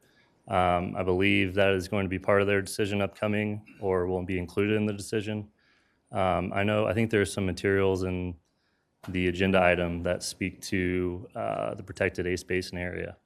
And I think Mr. Boykin has a good understanding of the difference between the task force area and another area, but I cannot speak definitively to whether the property is in that area. Anyone else? You had a follow-up? I don't, just thank you, but perhaps we could get clarification from Mr. Hugie at some point tonight, because I think that is kind of a crucial item for us to determine whether or not how we move forward. Anyone else? Just real quick, super quick. Mr. Williams, good to hear from you tonight. You've looked over the 1974 deed, which mentions the ingress egress. Doesn't it pretty much effectively give Mr. Southard access to where the marsh begins? Yes, sir. So he has that now. He doesn't need to construct or build anything. It's already cleared. He can walk right out into that marsh without doing a single thing else. Would that be fair to say? Yes, sir. Thank you. That's all I have. Anyone else? New discovery. Thank you so very much for your time, sir. All right. Have a good night. Now, if we have anyone else with new discovery, we'll allow it. Anyone else? In opposition? Okay, sir. You have the right of rebuttal. Yes, sir. And if you would, please come at this time. Also, again, just please, for the record, please state your name and address, sir. James Southern, 1925 Savannah Highway, Charleston, South Carolina. Mr. Chair, I would ask that we table this application at this time because there's a material issue of fact before you tonight regarding the Ace Basin Task Force area or whatever you want to call it. I hired a professional environmentalist to handle my permitting process, and he tells me that I am not in the Ace Basin, anything. And I questioned him in depth about that before I purchased this property. And I keep hearing this coming up, but I've never seen any maps or any proof given to this board that shows that my property is in that area. And I think it's a like this gentleman down here on the end said, Marchant, it's important to know. I mean, what are we dealing with? Are we dealing with apples? Are we dealing with oranges? I want to know myself because it keeps being brought up as rhetoric, and I'm like, I'm not aware of it. I don't see a map. I demonstrated a map tonight. I showed a map to the board that shows it's not in there. It's not in the boundary. But I keep hearing that it is. The other thing about the road, that's not why we're here tonight. I'm asking for an area across on the island part of the property. I'm hearing all this stuff about the road coming in. That's a prescriptive easement. It's been used continuously for over 20 years. There's nothing to really talk about there. I'm not asking for anything to change. I'm certainly not going to mess with this way, gentleman's please, farmland. Please speak to the board, I'm sir. not going to disturb his farmland. I'm not asking to widen the road. I'm just using the road like all the other property owners. I'm not doing anything. I'm not trying to get in anybody's business or hurt them or harm them, any of that. But I would respectfully ask that we table this tonight so that we can get some information and some facts before you decide, because it's going to impact me seriously. Absolutely. And I need to know that. So thank you. I want to make sure that I'm perfectly clear. You asking for a deferral? Okay. So, I would recommend, sir, if you should bring any experts that you want. You should bring any experts Yes, sir. to the next time. I will. I did not know that this was going to get into this debate, but there's a material issue of fact here. And I need to know, and the board needs to know in order to make a proper decision here tonight. okay. He has the right to. Yeah. He has the right to request. He has the right to ask that his case is deferred. Correct. So you did ask for that. He did request it. So the next thing we have to do, we're going to bring it to a vote and decide if we're going to actually defer it, and that's more likely what's going to happen. No, well, you don't have to. I'm sorry. No, He asked for the defer. Okay. So what you need to do now is, after we get together, we're going to make sure that you talk to Ms. Working or staff members to figure out what time. Ask him how much time he thinks he needs. Well, how much time you think you might need? I don't know. 90 days? Yeah, 90 days should work. Gonna work, Ms. Working? Probably wouldn't be till June. Okay. I mean, I'm not in a hurry. I just want you to have the facts so that you know what we're dealing with here. Mr. Boykin was indicating he might know, might not know. We kind of went back and forth. Sir, if you're asking for a deferral. We'll grant it to you. That's, I'm just asking for yeah. deferral. Yes, sir. So That's it. at this time, we'll grant you the deferral, and what we'd like for you to do is to meet with staff after the meeting and get more details on when you can get that, okay? Thanks for your time. All right, Okay. thank you. Good night. Case is closed.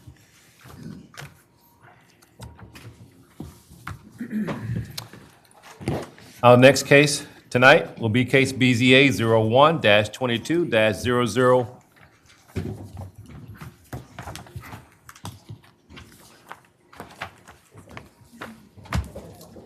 Need a bathroom break.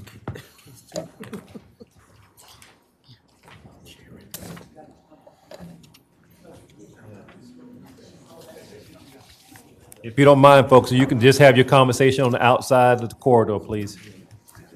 So we can continue. Chairman, Mr. Chairman, can I request a recess after this case for maybe 5 minutes? Thank you. Take it. Does anyone need a break now, other than Mr. Marchant? Need one, but I can get through this case. I tell you what, we're gonna have a 10-minute recess, and we will resume at 6:43, okay?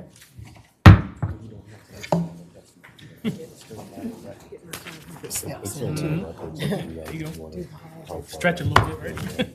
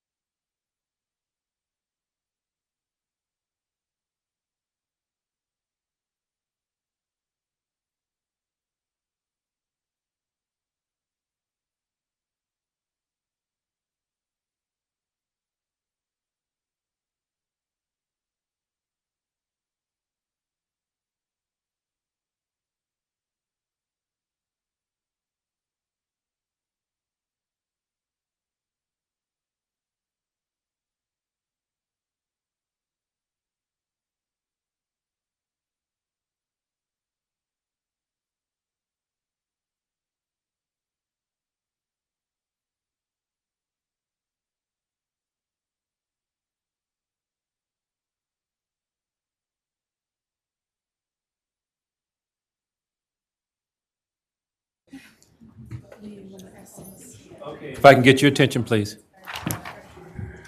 At this time, we're about to start our meeting again. And the next case that we have tonight is case BZA 01-22-0054, and that will be done by Mr. Joshua Dowie. All right, good evening, everybody. This is BZA case 01-22-004-548. The applicant and property owner, Mr. John French, is requesting a special exception to establish a short-term rental, extended home rental in the low-density residential R4 zoning district at 1720 Battalion Drive, TMS number 431-03-00019 on James Island in Charleston County. The subject property and the properties to the north, south, and west are located in the low-density residential R4 zoning district. The property to the south is the property to the east is undevelopable marsh. The property contains a 1,793 square foot single-family home with 3 bedrooms that was constructed in 1976 per Charleston County records. The applicant is asking for all 3 bedrooms to be rented for up to 144 days. But please note that the BZA can approve, the BZA's request may restrict the number of days less than 144 in aggregate. That is a picture of the subject property. And again, all the surrounding properties except the property to the south are located in the low density R4 zoning district. That is a zoomed in aerial view of the subject property and a zoomed out aerial view of the subject property. Side note, that is not in your staff report. The Frenches have a very nice view of the Morris Island Lighthouse that staff did see when we conducted our site visit on February the 17th. Staff does believe that all 3 of the criteria have been met for this case. That is a picture of the subject property and the parking. These are some of the surrounding properties within the area. That is Battalion Drive. And so the board may approve with conditions or deny BZA case 01-22-00548, the special exception to establish a short-term rental, extended home rental in the low-density residential zoning district R4 at 1720 Battalion Drive, TMS number 431-03-00019 on James Island in Charleston County based on the BZA's fact-finding unless additional information is deemed necessary to make an informed decision. The board may modify any staff recommendations below, including but not limited to restricting the number of days the short-term rental property may be rented. In the event that the board decides to approve the application, the board should consider the following 4 recommendations by staff. And that is prior to the zoning permit's approval, that the applicant shall complete the short-term rental property limited site plan review process. The use shall comply with all requirements of Article 6.8. The property shall not be used for more than 144 days in aggregate during any calendar year. And the board and the property owner shall be responsible for ensuring that the tenants comply with the Charleston County noise ordinance. That is the site plan of the property showing the 5 parking spaces. That is the plat. Any questions for me? Any questions? I think you guys might be questioned out after our last round of questioning. Thank you, sir. Thank you. Is the applicant present? Yes, sir. Please come forward. Please state your name and address for the record, and please tell this board why we should approve your application, sir. You can lay it down if you like. There you go. John French, 1720 Battalion Drive. Good evening. I'm here, excuse me. I'm here to apply for a special exception to offer our home on Battalion Drive for short-term rental. My wife and I live in the home part-time and are there monthly. We're here for approximately 1 week out of every month. Our primary residence is in Virginia, but we have two grandsons here under 3, so we don't stay away very long. My wife is a nurse practitioner and works for MUSC. I have recently retired as an ER nurse. We have previously rented the home in 2019 and part of 2020 as a limited home rental. We're here today because of a zoning rule change that required us to apply for the extended home rental. We have a very good relationship with our neighbors. When we rented in 2019 and 2020, we informed them that we were renting the home. We asked them to let us know if there were any problems. I have all my neighbors' phone numbers and they have mine. We had no problems. We typically, I think with the limited home rental, I think you were limited to 70 days. I think per year, we probably typically were right at 60 days. I would be happy to answer any questions you might have, and thank you for your consideration. Okay, thank you, Mr. French. Does anyone have Mr. Marchant? Thank you for being here, Mr. French. Any complaints in the past from rentals from your neighbors? No. Everybody we rented to were basically there. We rent to families, and it's limited to because of the amount of bedrooms. We had limited amount of people. Our neighbors met the folks that rented there and had no problems whatsoever. So y'all use VRBO or anything similar? Or is it we did Airbnb. Airbnb? Yes, sir. Good. That's all. Thank you. Anyone else? Anyone else? Thank you, Mr. French, for your testimony today. Thank you. Yes. Do we have anyone else to speak in favor of this application? Do we have anyone to speak in favor? Do we have anyone to speak in opposition of this application? Okay, this case is closed to the public. At this time, do we have any discussion, questions? Okay, I guess I need a motion then, folks. Make a motion. Mr. Freeman? So I'm making a motion to approve BZA case 01-22-00548.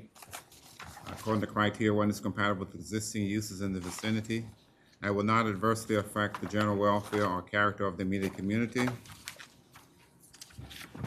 Criteria number 2, adequate provisions made and or exist for such items as setbacks, buffering, including fences and or landscaping to protect against adjacent properties from the possible adverse influence of the proposed STRP use, such as noise, traffic congestion, trash, parking, and similar factors.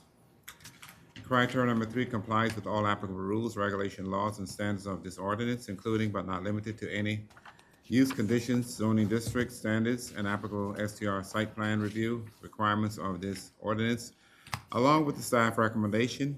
Prior to zoning permit approval, the applicant shall complete the short-term rental limited site plan review process. And number 2, the use shall comply with all requirements of Article 6.8. 3, the property shall be used as a short-term rental for not more than 444 days in aggregate during any calendar year. Number 4, the property owner shall be responsible for ensuring that tenants comply with Charleston County noise ordinance. Okay, thank you, Mr. Freeman. Do we have? Second. Thank you, Mr. Marchant. We have a second. Any discussion? All right, let's bring it to a vote. All those in favor, please indicate by raising your right hand and saying aye. Aye. It looks to be that's unanimous. It has passed. Mr. French, your application has been approved. Thank you. It was unanimous. Within 10 days of this application of approval, you will get information from staff letting you know the next step in the process. And once again, congratulations. Our next case tonight is case BZA-01-22-0054, and that will be conducted by Ms. Working. Yes, hi.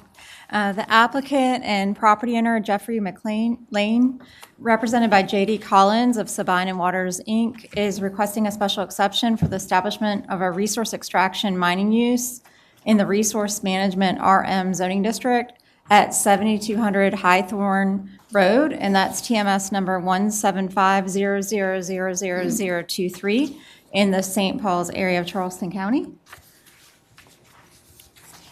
The subject property, parcel B, 30 acres, is adjacent to the north and south, are located in the resource management. They also own parcel that ends in 65 just north, and that parcel is about 65 acres.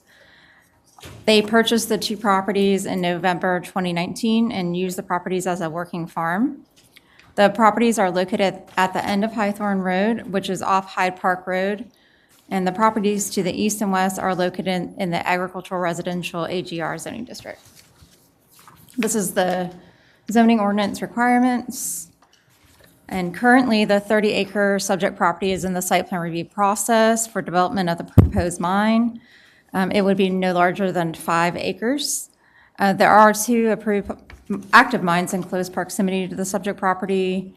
There's a mine across from Highthorn Road, and that's TMS 175 and ending in 031, and one east, 175 ending in 022. The applicant submitted their site plan review application in June 2021 prior to the adoption of the revised zoning ordinance in October 2021. Therefore, the June ordinance applies to this application. This is a zoomed in aerial photo of the subject property and zoomed out. Some photos of the general location of the mine on the subject property, some existing structures, subject property. And this is Highthorn Road. And then Hyde Park Road. Let's see. As far as the criteria, we stated that we feel it meets 1, 3, 4, and 5, and that it may not meet 2 and 6. This is the tree survey, and this is the site plan. So the area, the purple boundary is the mine area, the proposed mine area. And this is the approved and recorded plat, and it also shows the ingress egress, which is the Highthorn Road.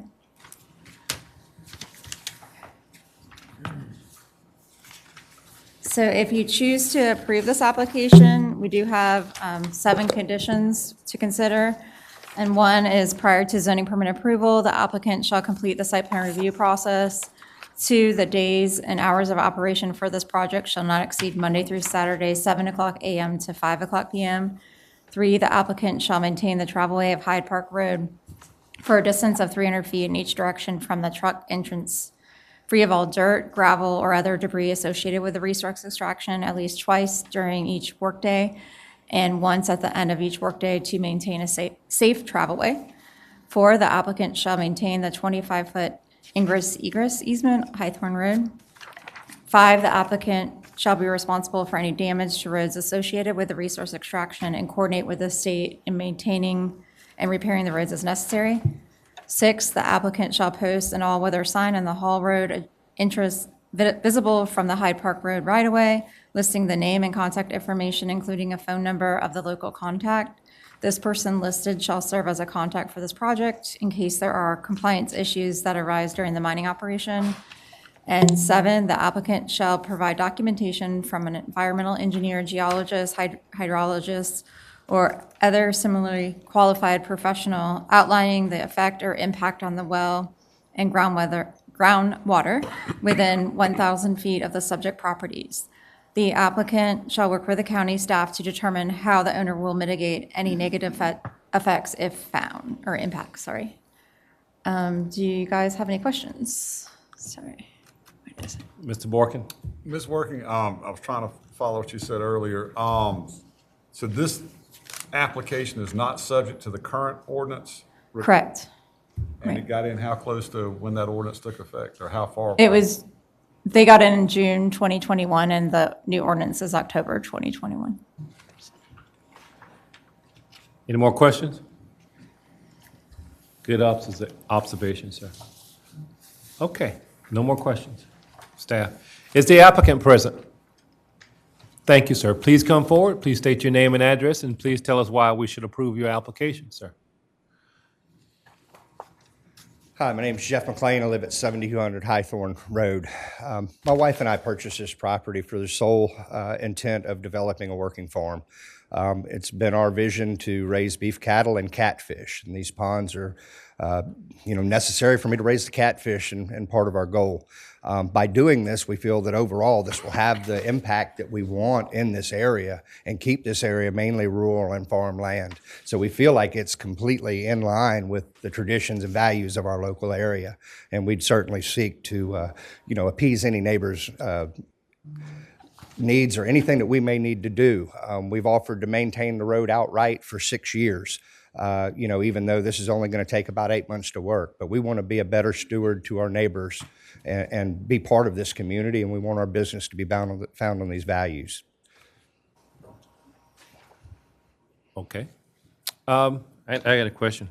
It's just out of curiosity. What kind of catfish will you be raising? Channel cats. Channel? Yes, sir. No blue?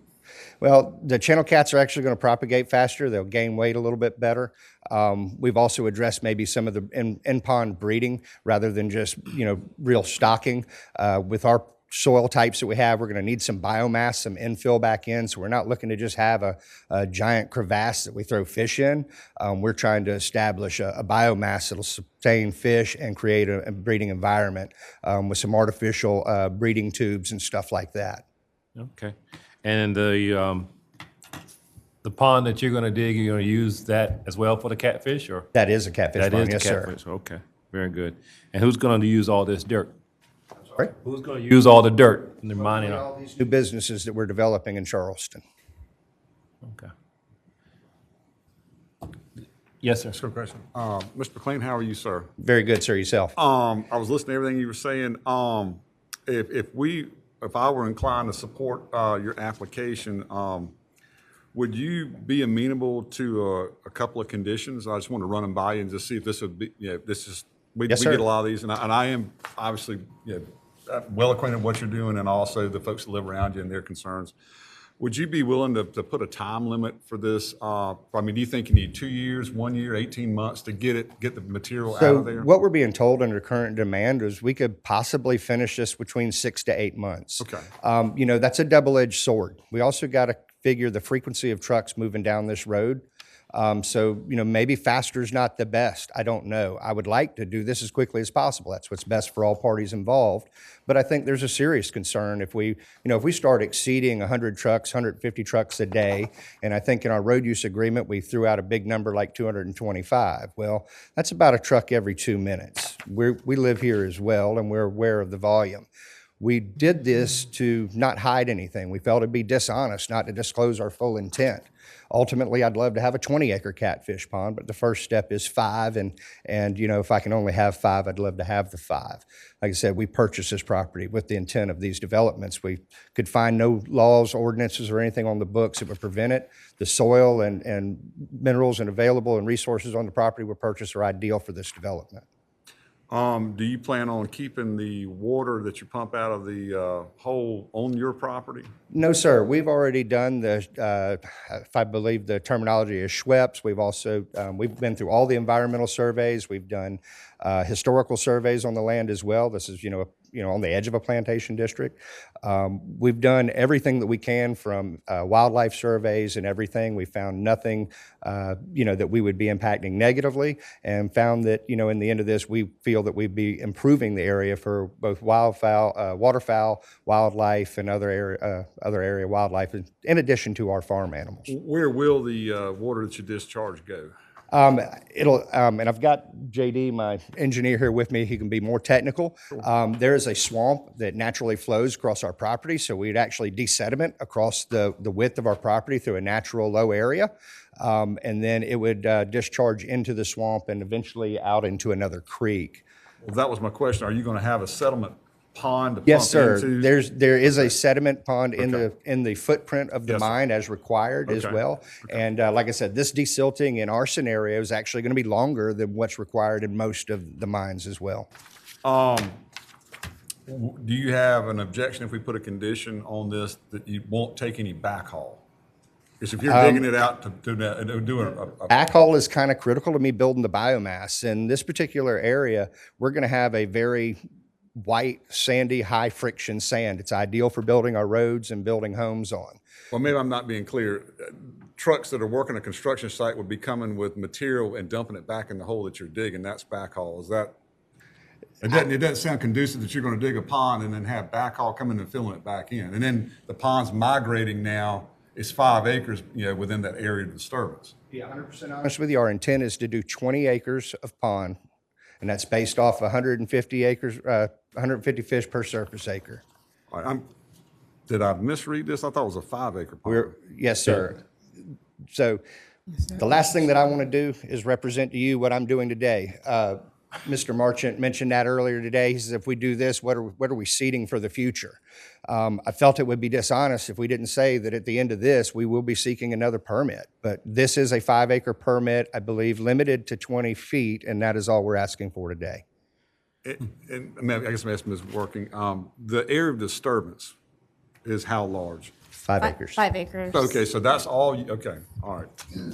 That's fine if you want to come back for another permit. I just want to make sure, I mean, a lot of times, obviously, you can get a larger area disturbance and have a 5 acre hole that just moves around the property and just filled in when the trucks come back from the. No, sir, that is not our intent. Our intent is to build it and not, like I said, not just have a deep channel. This will be infilled, and I don't know if we're going to have enough top sediment. Our topsoil layer is only about 18 inches on this property. One thing I like to do is try to have a somewhat of a date certain for your neighbors and the folks that live on that road. This isn't just a drawn-out process, and so I'd like to know how many months you think you need to get this material out of there for this application. You can certainly come back for another. To be conservative, I would say 2 years would be Okay. more than fair. That's fine. Okay, thank you. I was looking for that. Okay. That's all I've got. Thank you. Good question. He was able to pull out all that information. You ought to be a dentist. You're just pulling all your teeth out. Been studying this for exam for a while now. He grabbed you first and just pulled all your teeth out. Anyone else have any questions? Thank you for your honesty and the information that you provided tonight. Thank you. Do we have anyone else that would like to? Yes, sir. Let Savannah Waters go first now.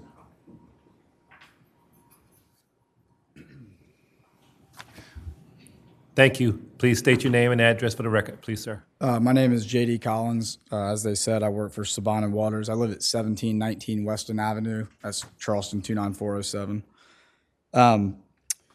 I just want to kind of reiterate the fact that the types of land use in resource management, when looking at the comprehensive plan, it identifies timber production, wildlife habitat, recreational, commercial fishing, and limited agriculture. I think it's pretty obvious here that with his plans of doing commercial catfish farming, that falls right into the land use for this type of zoning. Also, to quote the comprehensive plan, designation of resource management areas recognize the importance of a coordinated effort to protect and conserve natural resources while allowing for the continued economic use of private property and public lands. I think this what Mr. McLean has stated kind of fits the bill to a T on that also. Just because I know it's going to come up, we've talked a little bit about the truck traffic. I'd just like to say this is a unique property in that not only do we have the more direct route to Charleston, down Hyde Park and then to County Line, but we're also in a good area where we can access other areas via 165 and Highway 17. There's also a lot of planned developments, Dorchester County, where we're located here. It's a short distance for trucks to access some of these developments off of 165 as far as, when we're talking about selling the dirt. Less time on the road means, less opportunity for something bad to happen. So, also like to state that we have all of our approvals from DHEC Mining on the state level. We have a jurisdictional determination from the Corps of Engineers. We've got land disturbance permits from DHEC, and we also have coastal zone consistency from OCRM. So aside from the approval we're seeking here, we have everything else we need to go to work at this time. Any questions? Thank you, sir. Anyone have any questions? It's pretty thorough. Thank you so very much, sir. Yes, sir. Do you really, do you want to say something? No, please come forward. Please state your name and address for the record. Nicole McLean from 7200 Highthorn Road. I'm sorry, I'm really bad around No, people. you're fine. Go ahead. I just want to read my letter. There seems to be some misinformation in the community about what we're trying to do on our farm, and we'd like the opportunity to clarify the situation for our neighbors. We are not a corporation or a developer looking to turn the property into a high-density development. We are a husband and wife who have put everything into buying a farm.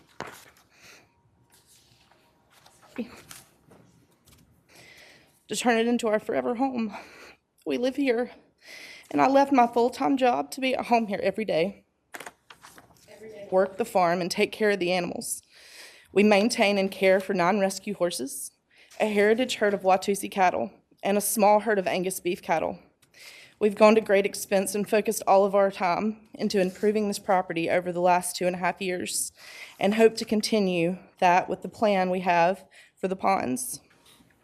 Over the next few years, we anticipate adding blue catfish, channel cats, with the addition of the ponds, along with fruit orchards and a small olive grove. We are doing our best to try and sustain a large working farm in a modern world, and these ponds are necessary to our way of life. We would ultimately like for our farm to be self-sustaining through what we raise and grow ourselves, and provide the community with local and ethically sourced beef, fish, and honey, along with providing a sanctuary for our rescued horses and heritage-bred Watusi cattle. The revenue from the extraction of the sand is instrumental in facilitating this. Once finished, the ponds will be where our channel cats are raised. The ponds will serve as a natural source of fresh water for the wildlife and our livestock. They will support and enhance the natural environment for birds, waterfowl, and plant life. And there will even be a separate therapeutic swimming area for the rehabilitation of our rescue horses. While this permit covers 5 acres, the full plan involves 2 different ponds, and originally the hope was to have it all completed in a relatively short amount of time, over 2 years or so. However, with COVID and the fact that the permitting process itself is relatively lengthy, we pushed the full time for completion to 6 years as a high-end estimate. It will not take 6 years of actual digging. The vast majority of that time is administrative, and there will be no dump trucks running during that time. Of the 2 homes on Highthorn Road, we are one of them. The other home belongs to our neighbors, the DeCarlos, who are in full support of our plans. We have signed a letter agreeing to improve and maintain Highthorn Road for 6 years, even if dump trucks are not running. I believe a copy of that letter was already submitted, and there will be a sprinkler system and a water truck to mitigate dust on the road. We love our farm, our neighbors, and our rural way of life. Developing our property in this manner for agricultural and aquacultural use ensures that we will be another large farm that can stay intact and prevent more high-density housing in the area. Thank you so much. Thank you for your testimony. Does anyone have a question for the applicant, co-applicant? I'll just say something real quick. You had me at horses. Come see them anytime. I'm glad you addressed the dust issue. I think mines have come before us before, and always the concern is how it impacts the quality of life of residents, and noise, dust, and the increased traffic always comes up, so.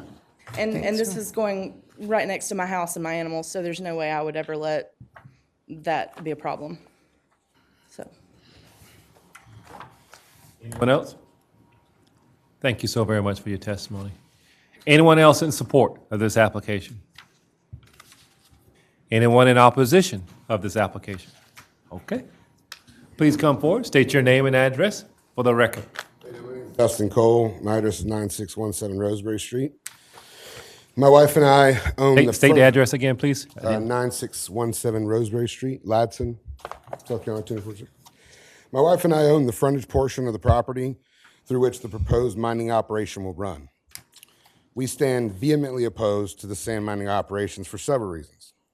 This operation will be moving through the middle of a shared private easement that is approximately 25 feet from where I work and where my family recreates on a very regular basis.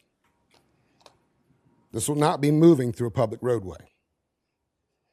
My family, our 3 honeybee colonies, and the other wildlife that share our land will be directly exposed to any and all aerial debris, dust, and hazardous particulate created by the mining trucks in their general daily operations.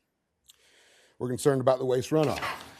The yellow line to an end. Well, where does that go? We got a creek that runs through the front of our property. When that finally, the topography, we don't know the topography. Is it such that it won't settle in my creek, or will it settle in someone else's creek?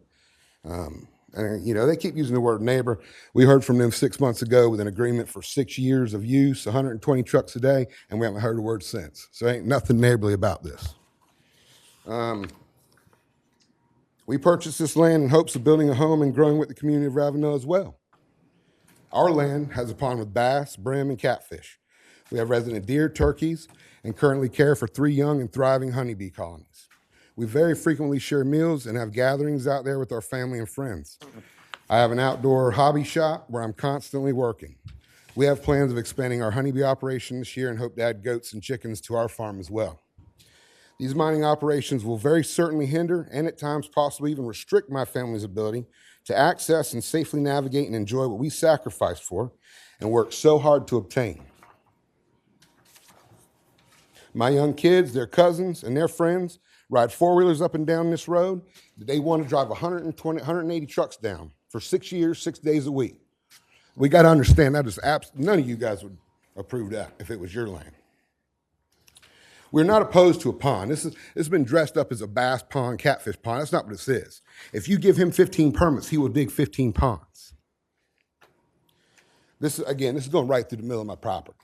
They have to go through the middle of my land to get to their mine, and they're going to drag it back and forth past all my equipment, all my bees, all that stuff. It's a gross infringement of our privacy as citizens and property owners. None of this is taking my family, our safety, our goals, our investment into consideration. The applicant appealed to the county by stating they put it all on the line. We're 38 years old, barely 40. That was a big investment for us too. It's all on the line for us as well. Our goal was to move forward with a farm to enhance the farmland of Ravenel as well. But, you know, money in the pocket, I guess, feels like my dreams and my goals are being pushed to the side. That's all I got to say. Okay. We would request that there's plenty of land. I mean, there's so many alternative routes. We would even be open to negotiating, possibly cutting another route away from our buildings, away from our bees, on our property. Since their neighbor is so on board with them, they shouldn't have a problem, you know, dedicating some of their land to some of their mining activities as well. We just don't want it coming past our front door. We don't care what they do. Take it out by helicopter. Okay. Thank you. Wait, hold on, sir. Hold on, sir. Let me help you. Where's your tax map number again, please? Okay, so that illustration there, where does your property sit, sir? Okay, so where the pond is, the dotted line, that's my property in the front. Their mining operation is in the back here. I own the left side and the right side. Okay.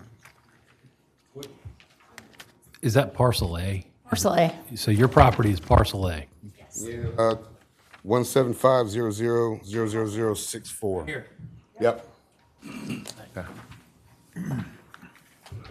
Now, is it, Hold on. You got 61 acres over there? Is that 36? 36? Go ahead, Ms. Smalls. I just wanted to ask, help me understand how is he going to be going past your property or through your property? It doesn't seem legal for him to. Through and past, however you want to. We own the front part, he's in the back. Our roadway, he drives between the right side and the left side of what we own. He comes right past my buildings, my equipment, my bees. I don't know how this is even considered. Where is this? It's a public roadway, though. This is a private roadway, privately owned, shared easement. And me, the neighbor that is so graciously loving what they're doing, and then them. okay, hold on. Where is your house in retrospect to this? Maybe I'm not We have seeing a camper, I'm sorry. It's not a home. I apologize, we don't have the money to do all that right now, but, you know. You have a camper on the property, sir? Okay. Does anyone else have? Yes, Mr. Boykin. Good evening, Mr. Cole. Do you live on your property, or is it a place y'all go and recreate? Very frequently. I'm there 5 days a week. Where do you live? I live in Matson. Gotcha, okay. And the roadway, I guess, is it a deeded I guess it's a deeded easement, but it's for all those parcels to go get ingress. sir. Yes, sir. And when you bought your property, that easement was already in place? Sure. Yes, Okay. sir. Tell me about your pond. How long has your pond been there?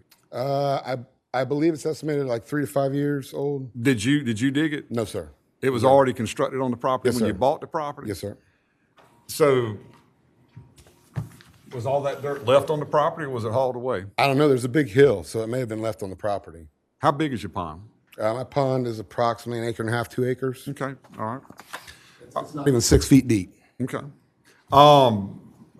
We did not mine sand from Sure. mining. I've lived around a lot of sand mines, dirt pits, whatever you want to call them, and one went right down the street from my house. It was 5 acres, and they had that thing emptied out in less than a year. It was done, because it's not a big hole. So The only terms we've been given is 6 years, 180 trucks a day. I know, and that was an estimation, and I get all that, and that would make me concerned as well. Are there any provisions tied to that easement that prevents commercial use or industrial use of that easement? We've been flexible since day one. I think just lack of communication has us standing here tonight. What is the easement in writing? Is it recorded? We all have access. He has to have special permission to go above and beyond what is considered a normal egress and ingress, right? I mean, Maybe you misunderstand me. Okay, yes, Usually when there's a deeded easement, there should be some recorded instrument that says what the conditions of that easement. we have that. So, yep. Do We you have don't a copy it of with it? us. No, I mean, I can show you a picture of where, Yes, sir. Give me 1 minute, indulge me, please. Thank you. So while he's looking at that, where do you normally park your camper? The camper is parked right there by the second H in Highthorn on that map right there. Okay. So it's My barn is the I after the H. okay. So your barn was it permitted? Well, I guess. Yes, it was permitted. Okay. I guess we were looking for that on there. At least I was looking for that on there. I got it. Okay. Did you have a follow-up question, I Mr. do, Borkin? yes, sir. Okay, go ahead. Mr. Cole, I'm looking at the title to the property in question, and it does provide ingress and egress, but it doesn't put any restrictions on that ingress. It doesn't say they can't use it to haul dirt out of there. Sure. And I mean, you bought your property somewhat recently, and I guess they have as well, so I get that. That's one of the reasons I was trying to lay some of these concerns. You mentioned the silt and the sediment. DHEC requires that they have a settlement pond when they do this, where they pump the water out of the hole. It's got to sit there, and then it drains out, or pumps out, however they got it set up. That's awesome. But it moves like in little basins, and I'm well acquainted with this process. And that lets the sediment settle down the bottom, and the water only leaves out. That's the way it's supposed to work. DHEC comes out and does inspections. If there's an issue with it, you can certainly call them. They will come out there. I know, because we've had issues near our place with adjacent landowners, and they do respond and they handle their business. One of the things I was looking at in potentially approving this is, asking about the backhaul. And they've got a 5-acre area of disturbance. They can have a 5-acre hole. They can't let this thing migrate and go on forever. And if I were to make a motion, I would include a 24-month limitation that they would not be allowed to remove any more material from their property at the end of 24 months of getting the approval from this board, if that happens, to give you some sense that this can't go on forever. Now, you said give him 15 applications, he'll dig 15 holes. Well, he's got to come back here each time, and there's also... We'll have to be here each time to... Well, hang on, hold on. There's a difference here. Sure. You heard Ms. Working state earlier, had their timing not been what it was, they could not even come before us right now, because there are other 2 active mines within 2.5 miles that precludes this from happening. Sure. So they can dig this one, but once this one's done, if those other mines are still going, you don't have to worry about this, because they can't get another permit. So I guess in retrospect, in closing, the county is okay with this moving to a private easement? County has nothing to do with the private easement. Got no authority to regulate it whatsoever. So if we needed to take, repercussions against them, there's nothing you guys could do for us. That's a court issue, sir. Sure. This board has no authority. All I've told you is I've reviewed their title to real estate, and there's no restrictions on this titled real estate for their ingress and egress. And then again, that's not a matter for this board. If I read something to say no commercial, no industrial, no dump trucks, that would be a different matter entirely. Thank you guys very much. Yep. Okay, yes, sir. Hold on. Does anyone else have any questions? Mr. Marchant? My only question is, are there any concessions or allowances that you would offer to allow this gentleman and his wife to do this? Or is it no? Yeah, like I've said, period? if you look behind you there on High Thorn Road, there's two empty squares of property right there. We haven't been able to talk to them because they ignore us, but we would actually let them cut trees down off our property to move sand away from where we recreate. We are giving up a portion of what we paid for to let them do it without disturbing us. Yes, we are very flexible. Thank you. Yes, sir. Anyone else? Thank you for your testimony. Do we have anyone else that'd like to speak in Yes, ma'am. Please state your name and address for the record. My name is Lauren Cole, and I live at 9617 Roseberry Street in All right, Ms. Ladson. Cole, we also have a letter of opposition here for you, correct? What's that? You also have given this board a letter of opposition. I did send an email to the director. Yes. Okay, Mr. Evans, that's correct. So you're going to tell us something other than what you have on this? Other than what he said? Well, other than what you have in this letter that you submitted. She can. You can, I'm just saying. Well, Just I listening. would just say that we have rights to egress and what's the other word? Ingress and egress. and Yes, egress. And this may prohibit that. If trucks are lined up and we can't get in our land, that prohibits our ingress to our property. If there's trucks coming down the road, we can't egress from the easement. This is a single point of access. And again, we would change the point of access for them. So we just don't want it running through the middle of our land. To your point, the dust this creates, if we're out there playing with our kids, fishing with our kids in our pond, we don't want dust. We don't want dust in our food when we're cooking out with our friends and our family. We don't want to keep them from doing what they have to do or they want to do on their land. What we don't want is 6 years, 20 acres, which I realize 20 acres, but they express that intent, right? That is what we're here trying to avoid. And that's what we're asking y'all's help with, because we intend to build out there. We intend to have animals out there.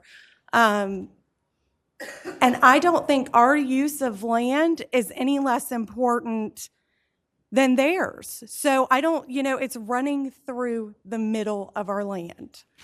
It affects our ability to use our land. If it didn't, we wouldn't be here, because we have been here for 2.5 hours just to state this case. So I appreciate y'all listening. We're very passionate about this. We did work hard to get this, just as I'm sure they did. I'm not saying they're wrong. Us not wanting it is not wrong. But there has to be something in the middle here. The way it stands is just not okay. Okay, Ms. May I say something? I'm the board's attorney, so I'm not giving you legal advice.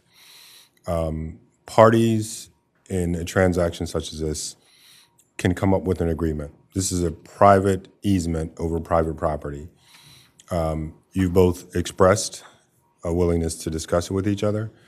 The easement can be moved, and that's an option that you all have. I'm not saying that as an attorney to you all, and that's not the board's recommendation. But given what you've both expressed, that is an option. Obviously, you would need to get the other party involved because We'd have to be able to communicate. Well, the board has nothing to do I with know that. you have nothing to do with that, but that is the fact that we can't communicate at this point is what led to us being here trying to stop it, because Well, so I will say this. You have the opportunity as adults I to agree attempt with to you, communicate 100%. or leave it up to the board to make a decision based on the criteria that are before the board. Okay. That's y'all's choice. And actually, I'm not telling either side what to do. No, I agree with you 100%. I believe that you are both looking for the best use, current and future use of your properties. Just a little FYI. Did you understand everything that Mr. Hughey, Attorney Hughey just said? I did. Okay. Do we have anyone else to have a question or comment? Just Mr. real Boykin? quick, just real quick. Ms. Cole, I am sympathetic with your plight. Unfortunately, you guys have bought a piece of property that the easement ran right through the middle of it. And so everybody behind you, it's kind of what you signed up for because you can't control, they have as much right to use it as you do. Unfortunately, yes, you're right. It's coming right through the middle, but that's how you bought the property. But we did not buy it knowing that we would have to breathe in dust for 6 months and not be able to use our land. So I would argue a little bit with what you're saying. Yes, we bought with an easement through the middle of the land. You are correct. There's no disputing that. But you would also agree with me that somebody dug your pond and hauled dirt in and out of there as well. It was a single private easement. Please, It was a sir. single private easement when that pond was dug. He subdivided that land after he dug the pond. But so the developer decided where the easement was going to be. And y'all bought The easement was already in place. I understand, but y'all bought the property as is, where is. And so, again, you know, they have the right to use the road. They also have a right to utilize their property. And this is an issue of balancing property rights. If y'all were have put the the shoe, right to I use understand, ours. put the shoe on the other foot. If you I were have a million times I have. I know, and so you have a pond. They want a pond. They don't want a pond. Well, Pond doesn't involve. that's what they're applying for. No, they're applying for resource extraction. We were told by the county that a pond, the dirt stays on site. That's correct. This is not a pond. They're taking dirt off site and having to backfill. In my mind, that's two different things. It is two different things, but they also have a right under a special exception, should this board grant it, to do it, just as y'all would. But what are where they may not meet? What are those that she listed? The So criteria? that's one thing the board has to determine.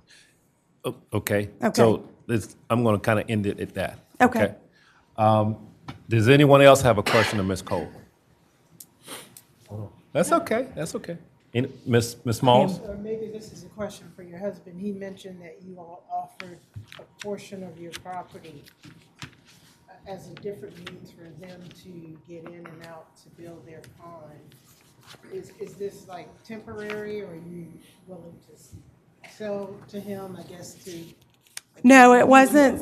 It wasn't to sell. It was temporary to lower the impact on our property. Was to move it. But we haven't had that conversation with them because since we refused to sign the road use agreement, there's no communication now. Okay. Anyone else? Good question. Anyone else? Thank you, Ms. Cole, for your testimony. Thank you. Do we have anyone else to speak in opposition of this? Yes, ma'am, I see your hand there. My name is Melissa Barfield. I live at 6964 Kynard Road, which is not even half a mile from where they will be digging. They're asking for the first 5 acres. From my understanding, that's all they're asking for. He's making the comment that he's going to do 20 acres later. Mr. Boykin, you said that he can't Hold come. on, so we're not going to just ask questions. You make a statement and then. So my statement is, can he come back later if the mine across the street that's, you know, because you have the 2.5 mile radius law that you put in effect in November. Can he come back when that mine closes across the street because it won't be in a 2.5 mile radius from where a current active mine is and get another permit for another dig of 5 acres? Mr. Hughes, you want to answer that? If he applies and the regulations allow for another mine, he's welcome to apply. This board doesn't control whether or not he can apply to do another mine 2 or 3 years from now. That's completely up to whatever the regulations say. As you've heard earlier, they applied in time for the current Correct. resource extraction. Had they waited 4 months, They would have missed their they opportunity. would have missed their opportunity. So that's not before the board. The board has no control over that. So can I ask for a stipulation to be put in that they cannot ask for no more than 5 more acres? You can ask, but that cannot be enforced. And why couldn't it? Because if that contradicts what the law is at the time, it's invalid. That would be struck So down. it wouldn't be able to do it. We'd have to come back again if he asked for 5 more acres, if he does. Yes, ma'am. It would be your right to come back. Okay, well, I'm just letting you know I oppose it. I live there. I've lived out here for 24 years. We have dump trucks already that go up and down that road at 50, 60 miles an hour.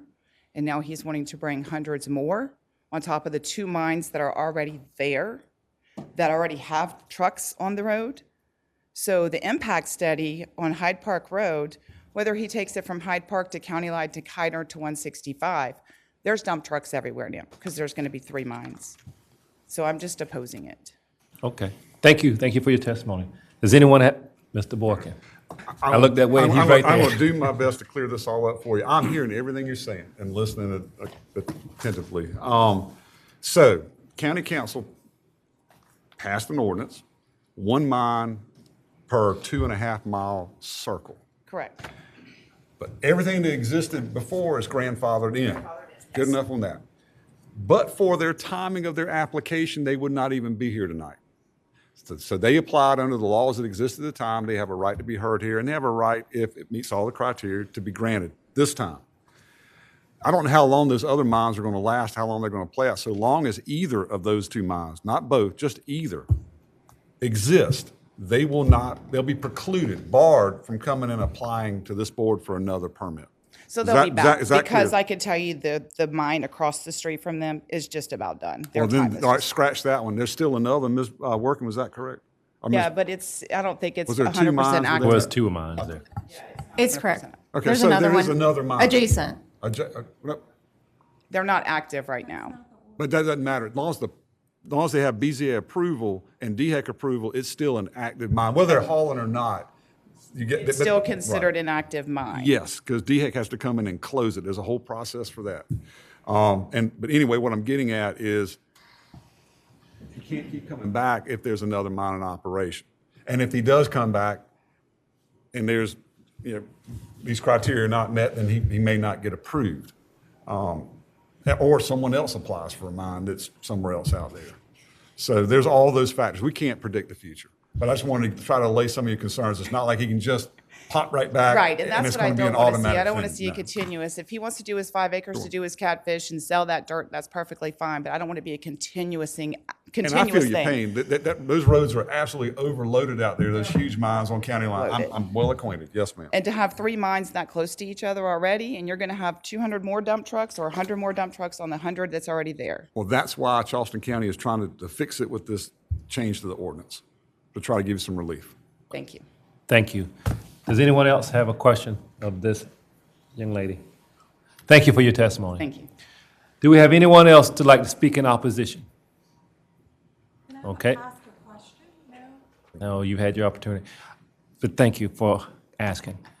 At this time, sir, you have the right of rebuttal, and you have 2 minutes to do so, sir. Please, once again, state your name and address for the record, sir. My name is Jeff McLean. I live at 7200 Highthorn Road. To address a couple of the bigger concerns, when we bought this piece of property, we were introduced to this property through Amory Inglis, the local realtor. The Coles were aware at that time during purchase what we were using the property for even before they purchased it. They purchased approximately a year, maybe a year and a half behind us. All of that being said, it doesn't mitigate their rights to peace and happiness, and we understand it. They have made zero attempt to communicate with us at all after seeing this road use agreement. They stood here today before you and lied. I am open to any and all communications. Unfortunately, they don't own any other access through to Hyde Park Road. This is the only way that we have out to the highway. I hear everybody's complaints in this and everybody's concerns with this. And I don't want to be an impact, but this is, in our essence, a battle for our existence. We've exhausted our resources trying to come to this point. This has been a little over 2 years in this. We are asking for a 5-acre permit. We know there's no promises on the future, but that is all we're asking for today. If in the future, if there is other communications that we could, create with our neighbors to make a less or a lower impact that would facilitate some of our future plans as well, then that would be awesome. We're open to all of it. Okay. Thank you so very much. I think Mr. Boykin has a question or And I hope this will work for the Coles benefit as well. Mr. McLean, you say you do have your DHEC permit in hand? Yes, sir. The trucks that will come onto your property, do you have sufficient room on your property, not the ingress and egress, for all those trucks to stage? Yes, sir. I have approximately a quarter mile of Highthorn Road that's exclusive my property. There'll be no trucks staged in front of them. I know there's a law that says they can't enter the property before 7 a.m. There'll be no idling trucks. There'll be no aggregate trucks waiting to start in this mine. We will also be living here, and I can assure you anybody hauling on and off this mine will be obeying speed limits and all traffic laws. Did DHEC require you to provide for dust mitigation with a water tank to wet down the road? Because we've run mines on our property, and I know that was a requirement, and we had to abide by that. It is absolutely a requirement and also one of our requisites in order. That's, we didn't just turn this over to a developer to dig this and we were going to get the finished product. We kept my name on top of this because we want to be in control of this development rather than a rogue builder out there. We've seen it. We've seen ponds dug too deep. We've seen ponds dug too big. We've seen.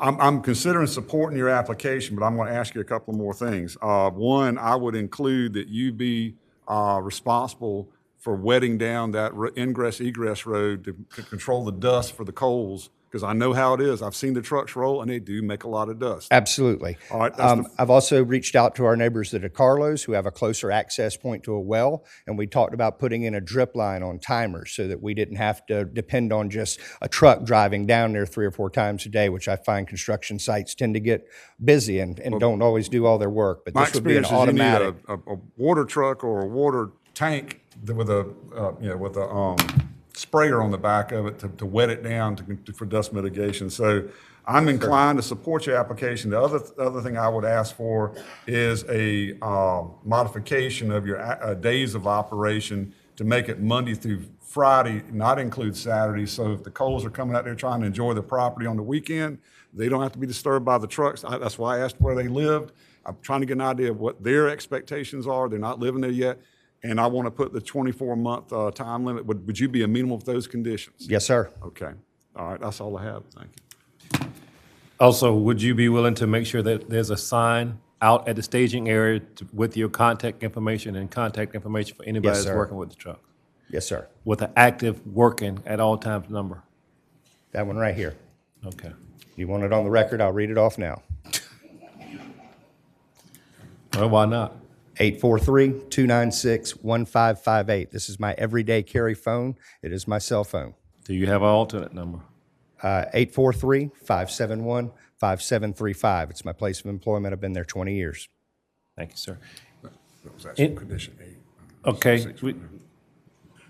Say again? That was actually contained in condition 6, I believe. Yep. I just want to make sure you put it out there. I'm going to put all of them. Yeah. Sorry. Yep, got it. Does anyone else have a question or comment? One quick question. Yes, sir. So you mentioned 20 acres additional.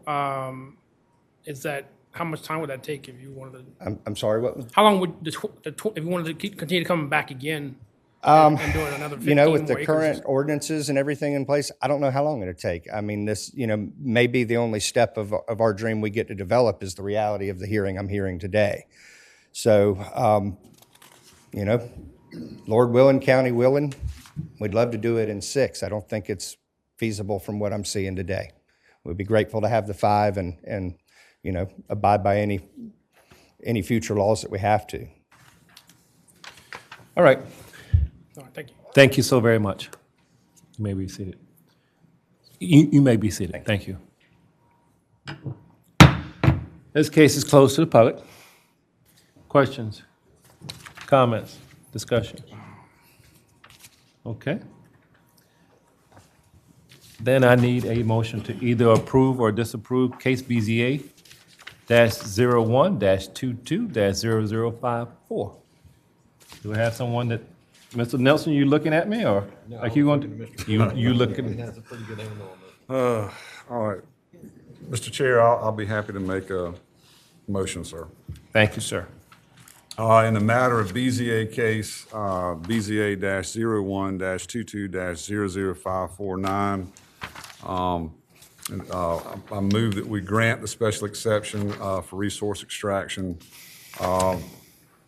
Find that it meets criteria 1, it is consistent with recommendations contained in the Charleston County Comprehensive Plan and the character of the underlying zoning district as indicated in the zoning district description, based on staff's report and testimony we've heard tonight, and both from the applicant and also those in support and in opposition. It meets that requirement.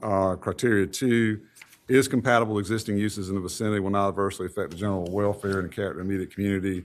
I find that it will meet that criteria, especially with the conditions I'm going to put in my motion to assure that. Criteria 3, adequate provision is made for such items as setbacks, buffering, fences, and landscapes to protect adjacent properties and visible adverse influence, proposed use, noise, dust, and vibration, glare, odor, traffic congestion, and similar factors. Again, with the conditions that will be applied to this to see that criteria is met. Criteria 4, where applicable, will be developed in a way that will observe and incorporate any important natural features. It doesn't interfere with any of that. Criteria 5, it complies with all applicable rules, regulations, laws, standards of the ordinance, including but not limited to any use conditions, zoning district standards, or site plan review requirements of this ordinance. It meets that. Criteria 6, vehicle traffic and pedestrian movement on adjacent roads shall not be hindered and endangered.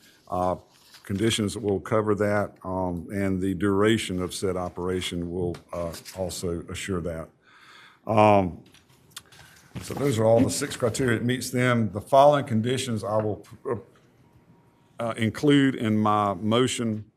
Number 1, prior to zoning permit approval, the applicant shall complete the site plan review process.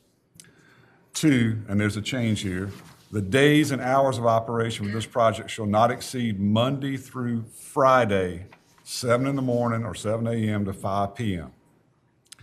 Number 3, the applicant shall maintain the travel way of Hyde Park Road for a distance of 300 feet in each direction from truck entrance, free of all dirt, gravel, or other debris associated with the resource extraction at least twice during each workday and once at the end of each workday to maintain a safe travel way.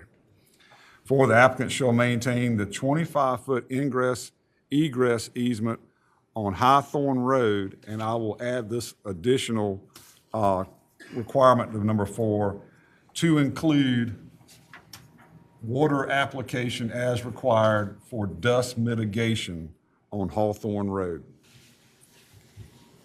Number 5, the applicant shall be responsible for any damage to roads associated with the resource extraction and coordinate with the state in maintaining and repairing the roads as necessary. Number 6, the applicant shall post an all-weather sign on the Hall Road entrance visible from the Hyde Park Road right-of-way listing the name and contact information, including a phone number and of the local contact.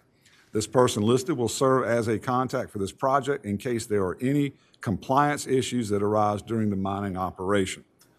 Number 7, the applicant shall provide documentation from an environmental engineer, geologist, hydrogeologist, or other similarly qualified professional outlining the effect, impact on well and groundwater within 1,000 feet of the subject properties. The applicant shall work with county staff to determine how the owner will mitigate any negative impacts if found. And then I'll also include number 8, which will be that all resource extraction will be completed no later than 24 months from the date of the approval of this application. And I think I've addressed everything. Mr. Chair, that is my motion. Do we have a second? Second. Okay. We have a discussion. Mr. Question regarding your last point, approval of application. Would you be okay with changing that to commencement of work? That's fine. Mr. Chair, I will amend mine to change the language for that not the date of approval, but change that to date of commencement of work. All right, that's fine. Okay. Any other questions, comments? Do we need a second on that or change? Ms. Smalls always, Oh, yeah, well. thank you. Ms. Smalls, you go along with that change? I second the change. Okay, all right. So at this time, let's bring it to a vote. Any more comments? No? All right, just had that look on your face. All those approve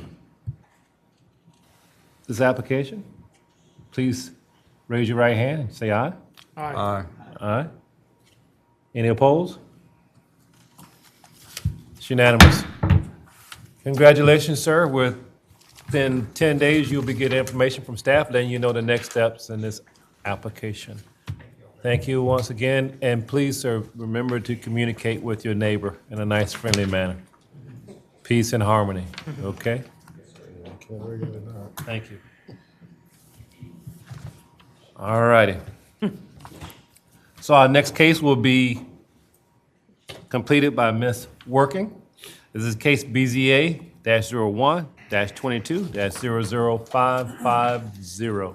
Okay. The applicants and property owners, Benjamin Pantuck and Helen Pantuck, are requesting a variance to reduce the required 50-foot OCRM, and that's the Office of Ocean and Coastal Resource Management critical line setback, by 15 feet to 35 feet for a proposed swimming pool at 1980 Long Creek Road, and that's TMS number 217-000090 on Wamala Island in Charleston County. The subject property and surrounding properties are located in the Agricultural Preservation AG 15 zoning district in the Long Creek Plantation subdivision that was platted in 1991. Charleston County adopted required setbacks and buffers from the OCRM critical line in 2001. And these are the current regulations, zoomed in aerial and zoomed out. Some photographs of the subject property. This is the rear and the side of the property. And then the front of the property. As you can see by the aerials, it's a pretty long piece of property. And this is Long Creek Road. This was a sketch he provided that shows the approximate location of the septic system and some aerial photographs. And again, several of these pools were permitted prior to the critical line regulations. Let's see. As far as criteria, we thought that it may meet, or that it meets 5 and that it may meet the other criteria. Let's see. And we did have a couple conditions for this one. Prior to commencing construction, silt fencing shall be installed along the critical line. The silt fencing shall be maintained for the duration of construction. 2, the applicant shall use stormwater mitigation measures such as the use of rain barrels or rain gardens to reduce the flow of stormwater into the marsh. And 3, the encroachment area shall be limited to the footprint areas shown on the submitted site plan. These are some of the drawings of the pool and site plan. This is the survey of the current property and then the plat. Do you have any questions?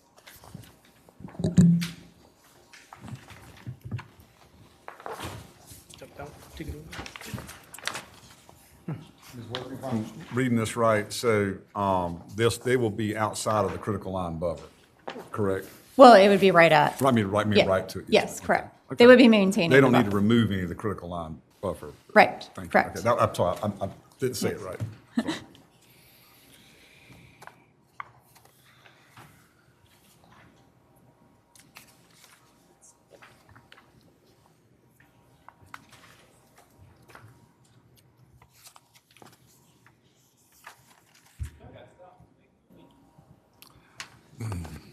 Does anyone have any questions for staff?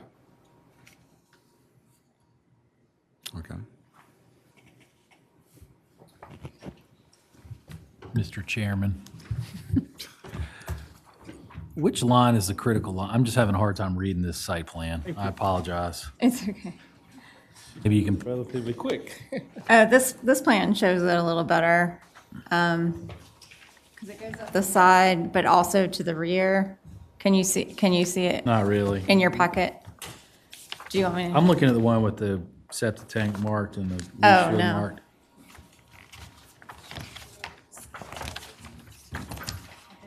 You what? Where am I going? So that drawing's back here. Ah, It's big okay, it's a little drawings. late. Thank you. Thank you.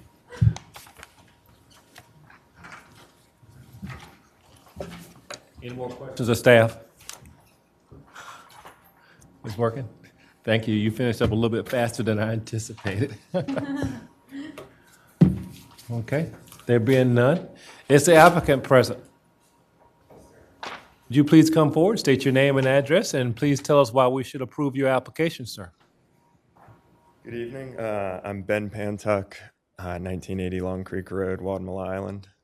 I think you should approve my application because my wife and I would love a pool, but this is the best location and basically the only location on our lot that is usable for a pool. We want privacy from our neighbors, and you can't see it on the thing, but to one side behind our house is our neighbor is constructing a home, so they wouldn't be able to see it from there.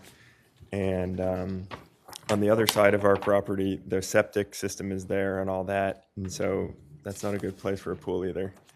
And if you went farther away from the house, it just wouldn't be close enough to the house to be practical, and there's a lot of trees that would need to come down. And as you could see on one of those drawings, there's kind of like a little jut out in the critical line area that is actually, used to be farmland, I believe, back in the day, but that was like a drainage ditch. So we think it was kind of mistakenly included in the critical area in the first place, and if that piece wasn't there, it would have fit within the 50-foot setback, we believe anyways.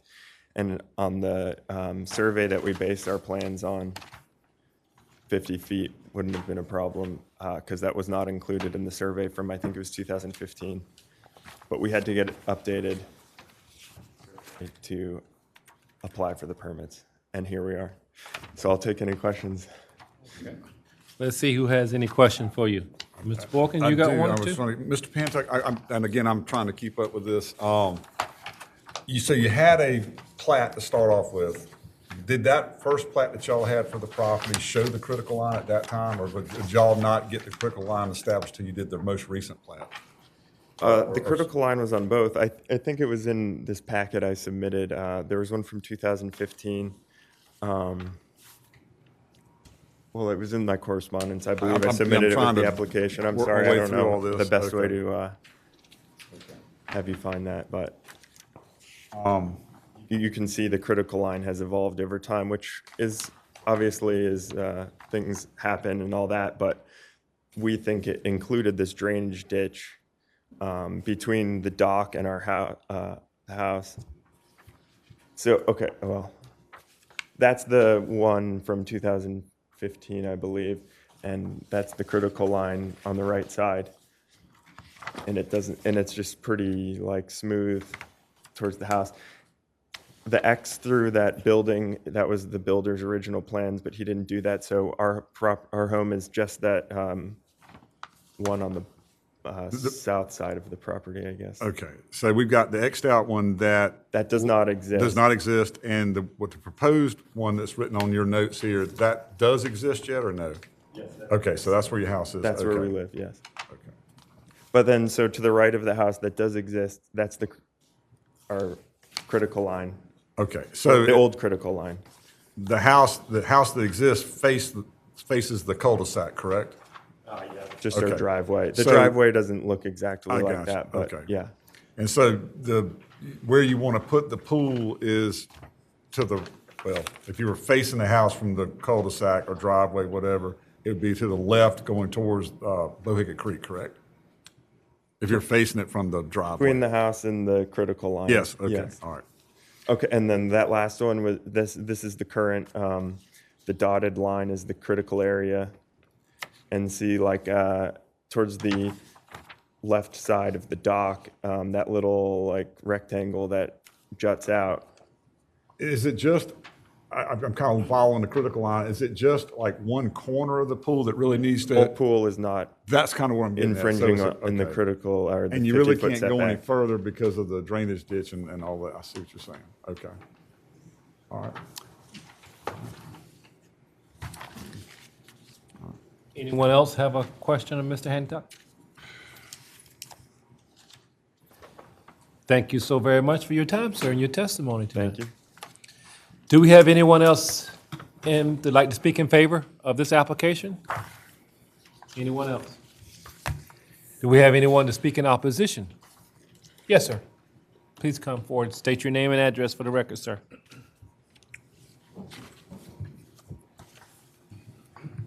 Good evening. I'm Kevin Richburg.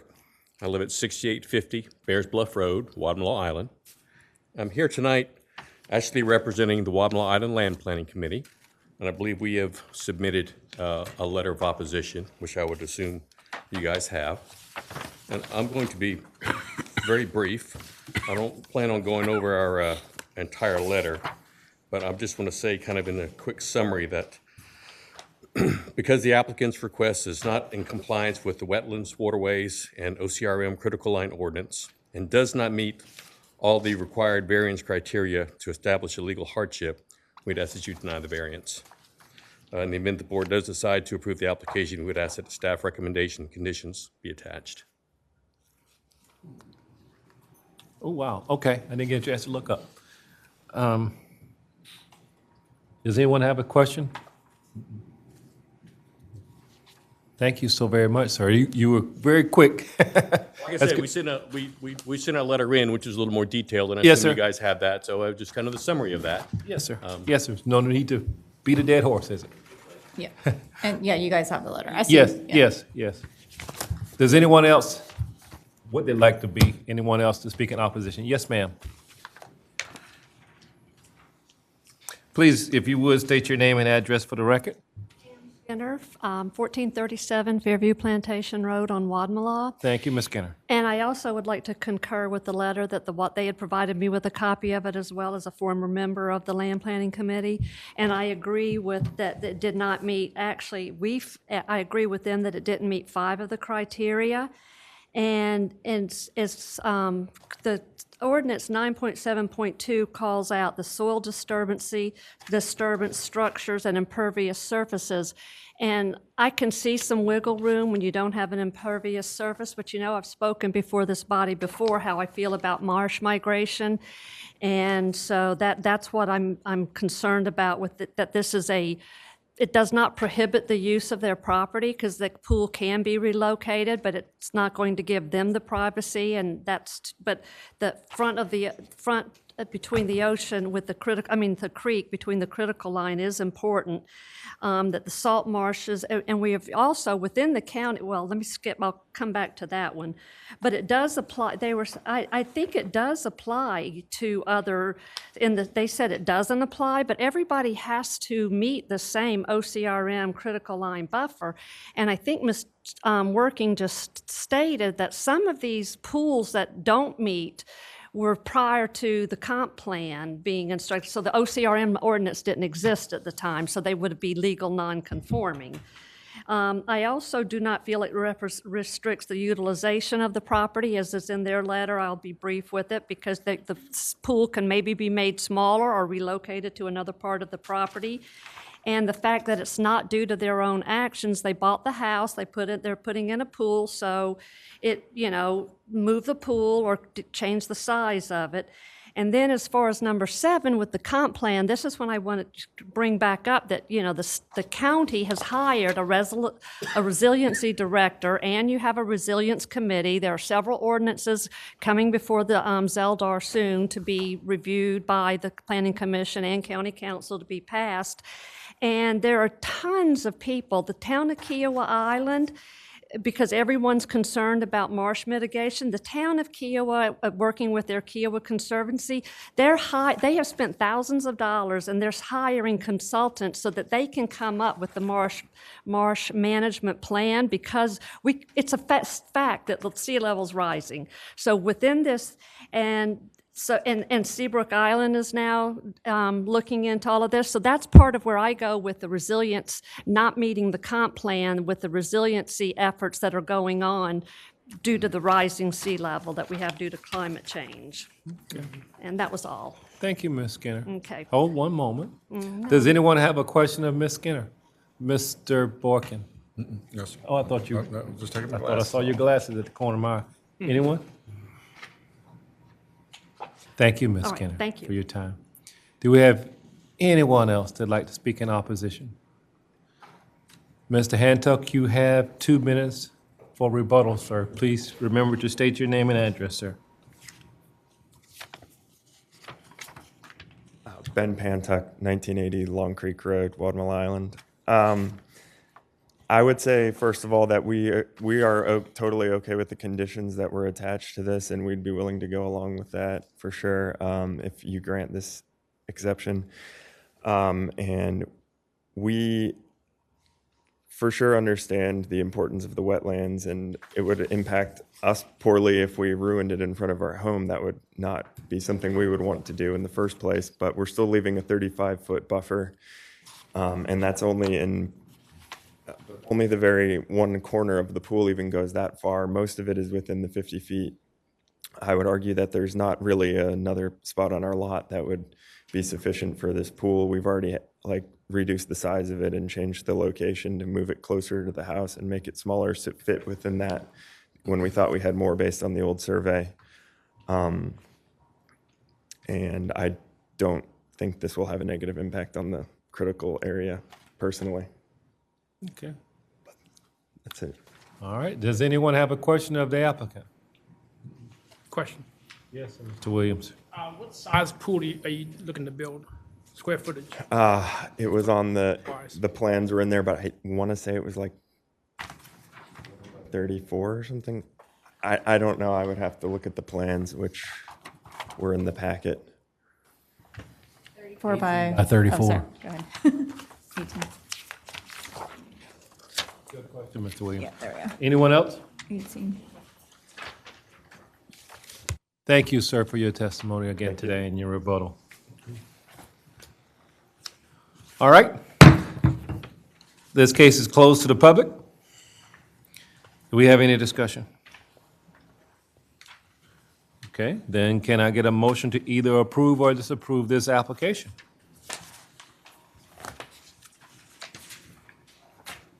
Anyone on my left?